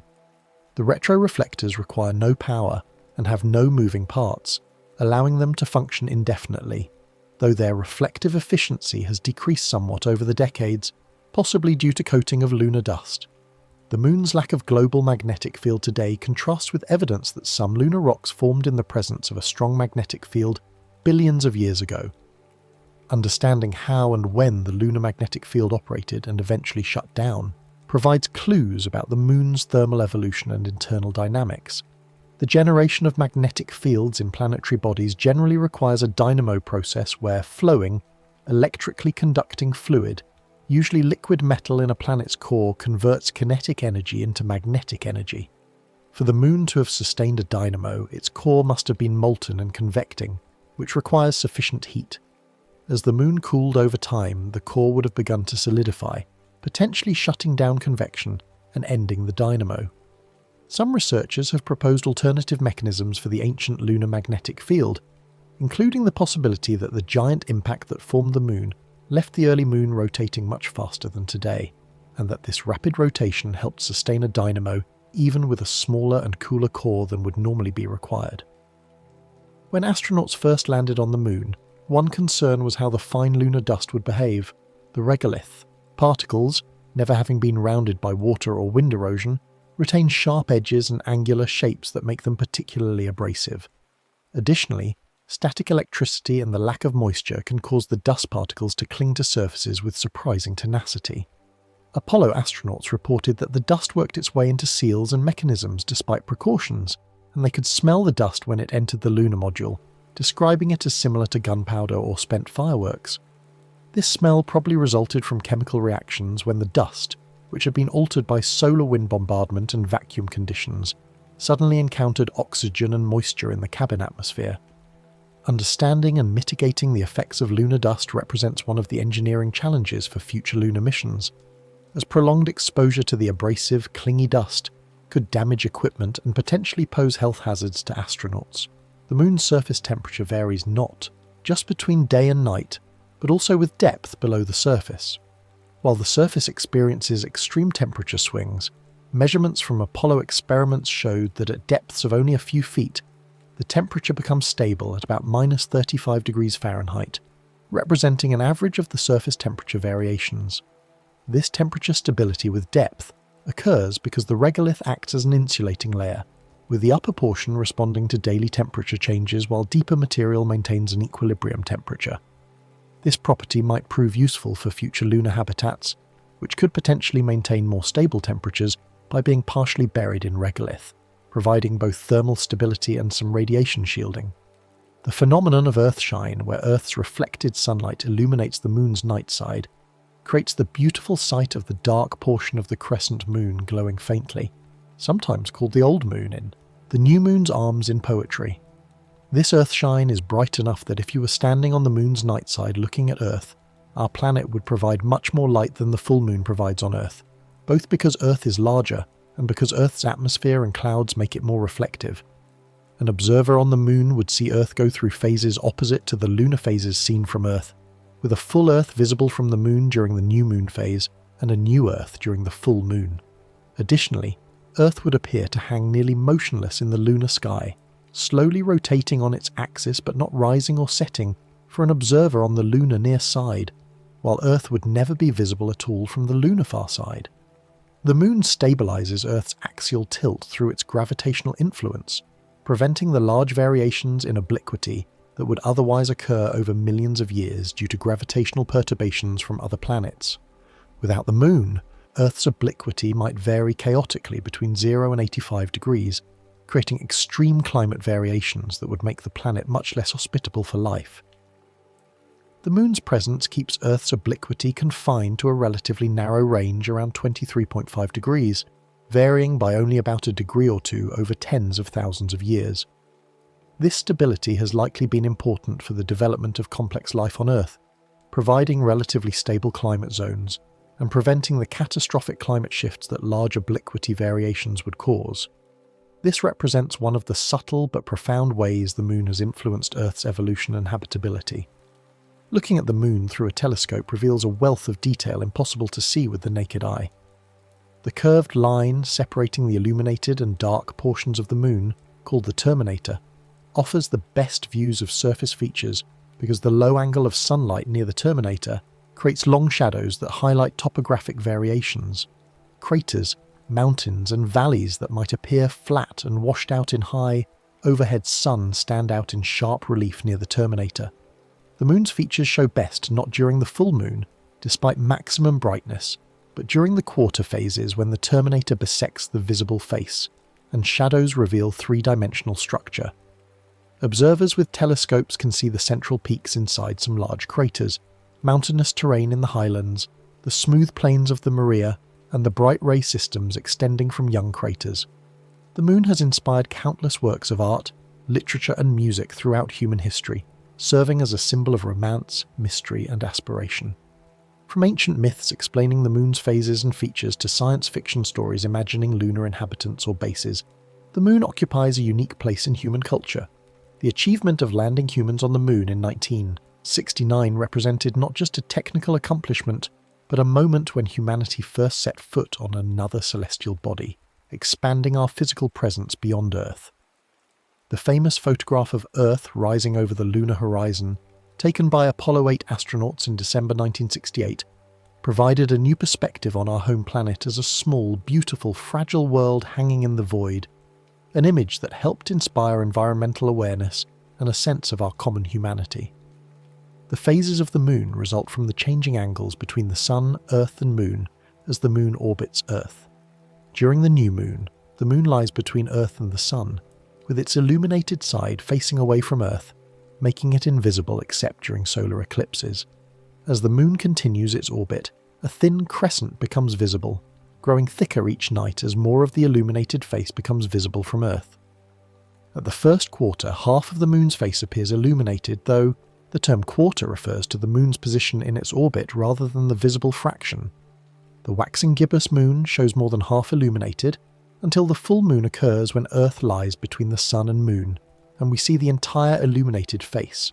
The cycle then reverses through waning gibbous, third quarter, and waning crescent before returning to new moon. This entire cycle takes 29.5 days, slightly longer than the moon's orbital period of 27.3 days because Earth's motion around the sun means the moon must travel slightly more than one complete orbit to return to the same phase. The moon's influence on Earth's rotation, gradually slowing it through tidal friction, means that Earth's day has been lengthening throughout geological history. When the moon first formed, Earth's day may have been only 4 to 6 hours long, compared to today's 24 hours. Evidence for Earth's changing rotation rate comes from multiple sources, including growth patterns in ancient corals and other organisms that recorded daily and annual cycles in their structures.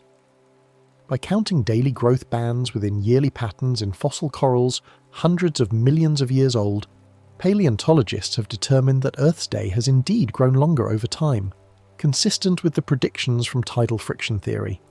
This gradual slowing continues today, adding about 1.7 milliseconds to the day length per century, a change that accumulates enough over many centuries that it becomes necessary to occasionally add leap seconds to our atomic time standards to keep them synchronized with Earth's actual rotation. The moon's surface features include not just craters and maria, but also mysterious swirl-like patterns visible in some locations, appearing as bright, winding streaks on the surface. These lunar swirls, found in areas such as Reina Gamma and near the far-side crater Mare Marginis, don't obviously correspond to topographic features, but instead appear to be albedo markings, where surface material has different reflective properties. The swirls correlate with local magnetic anomalies, regions where crustal rocks possess stronger than average magnetization. One hypothesis suggests that these magnetic fields, though weak by Earth standards, provide slight protection from solar wind bombardment, preventing or slowing the normal darkening of the soil that occurs over time, thus preserving brighter, fresher-looking material. Alternative explanations involving comet impacts or other processes have also been proposed, but the magnetic shielding hypothesis currently appears most consistent with observations. The moon's interior, though much less active than Earth's, may not be completely dead geologically. Seismometers placed by Apollo astronauts detected thousands of seismic events during their operating period, ranging from impacts of meteorites and spacecraft to deep moonquakes and thermal quakes, caused by the sudden temperature changes at sunrise. The deep moonquakes, occurring at depths of 600 to 800 miles, appear to result from tidal stresses caused by Earth's gravity flexing the moon slightly as it orbits. These moonquakes are much weaker than typical earthquakes, but occur in clusters at specific locations and times in the lunar month, creating a predictable pattern tied to the moon's orbital position. Thermal moonquakes, caused by the expansion and contraction of surface rocks as they heat in sunlight and cool in shadow, mostly occur near sunrise when surface rocks experience the most rapid temperature changes. Recent analysis of Apollo seismic data using modern techniques has revealed additional information about the lunar interior, including evidence for a partially molten layer at the base of the mantle and confirmation of a small metallic core. The details of the core structure remain somewhat uncertain, with estimates of the solid inner core radius ranging from about 150 to 250 miles, and the liquid outer core perhaps extending to a radius of about 200 to 300 miles.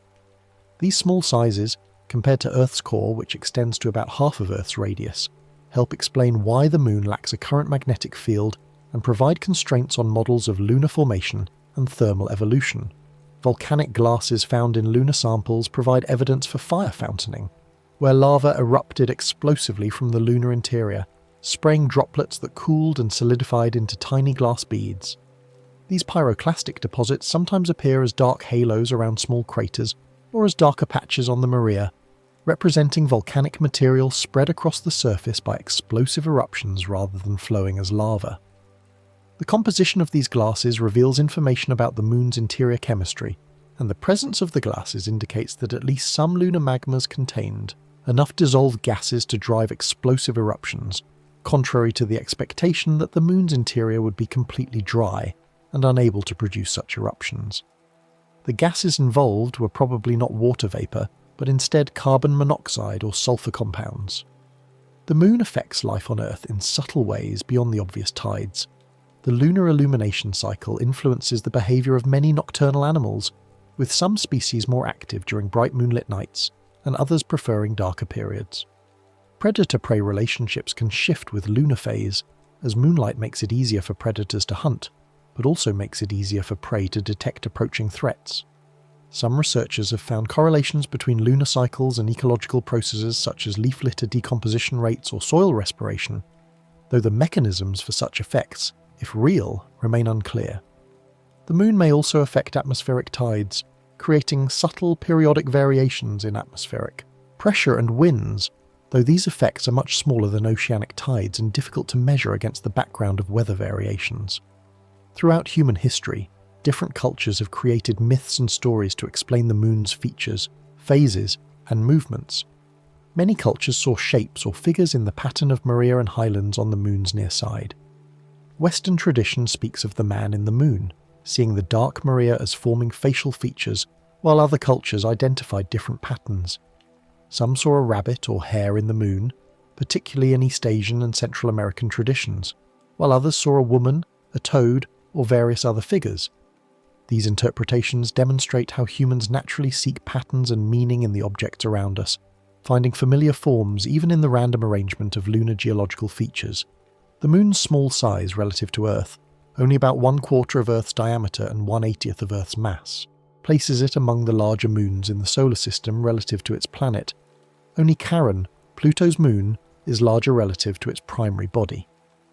This unusually large moon-to-planet ratio represents part of what makes the moon's giant impact origin hypothesis compelling, as normal planet formation processes tend to produce relatively small moons. The energy involved in the giant impact that formed the moon was sufficient to melt and partially vaporize both Earth and the impactor, creating the most violent event in Earth's history after the planet's initial formation. The fact that Earth survived this catastrophe and eventually cooled to become a habitable world demonstrates the resilience of planetary bodies and the ultimate constructive outcomes that can emerge from apparently destructive events. Looking toward the future, the moon will continue its gradual recession from Earth, though this process will eventually halt as the Earth-Moon system evolves toward a final state where both bodies are tidally locked to each other, with the same face of each constantly facing the other. In this configuration, Earth's rotation period would match the moon's orbital period, which by that time would be much longer than today, perhaps equivalent to about 50 to 60 current days. However, this final state lies billions of years in the future, and other factors will intervene before it arrives. The Sun will eventually begin to expand as it evolves off the main sequence, and within about 5 billion years the Sun's expansion into a red giant will likely engulf both Earth and the Moon, ending their long relationship in a very different way than their tidal evolution would suggest. For now, though, and for countless generations to come, the Moon will continue to grace our night sky, waxing and waning in its eternal cycle, pulling on our oceans, stabilizing our planet's tilt, and providing a constant reminder of the larger cosmos of which we are a part. The Moon represents both a neighbour we have visited and a frontier for future exploration, both a subject of scientific study and an object of beauty and inspiration. Understanding the Moon through science deepens rather than diminishes its wonder, revealing the intricate processes and vast timescales that shape our corner of the universe. As we drift towards sleep, we can reflect on the fact that the same moon that lights the night sky tonight has shone down on Earth for more than 4 billion years, witnessing the rise of the oceans, the emergence of life, and the eventual appearance of beings capable of looking up and wondering about its nature. The moon abides, patient and constant, a silver companion in the darkness, a gentle presence marking the passage of time while inviting contemplation of the deep history written in its ancient cratered face. The next story is about to begin. Please relax and enjoy.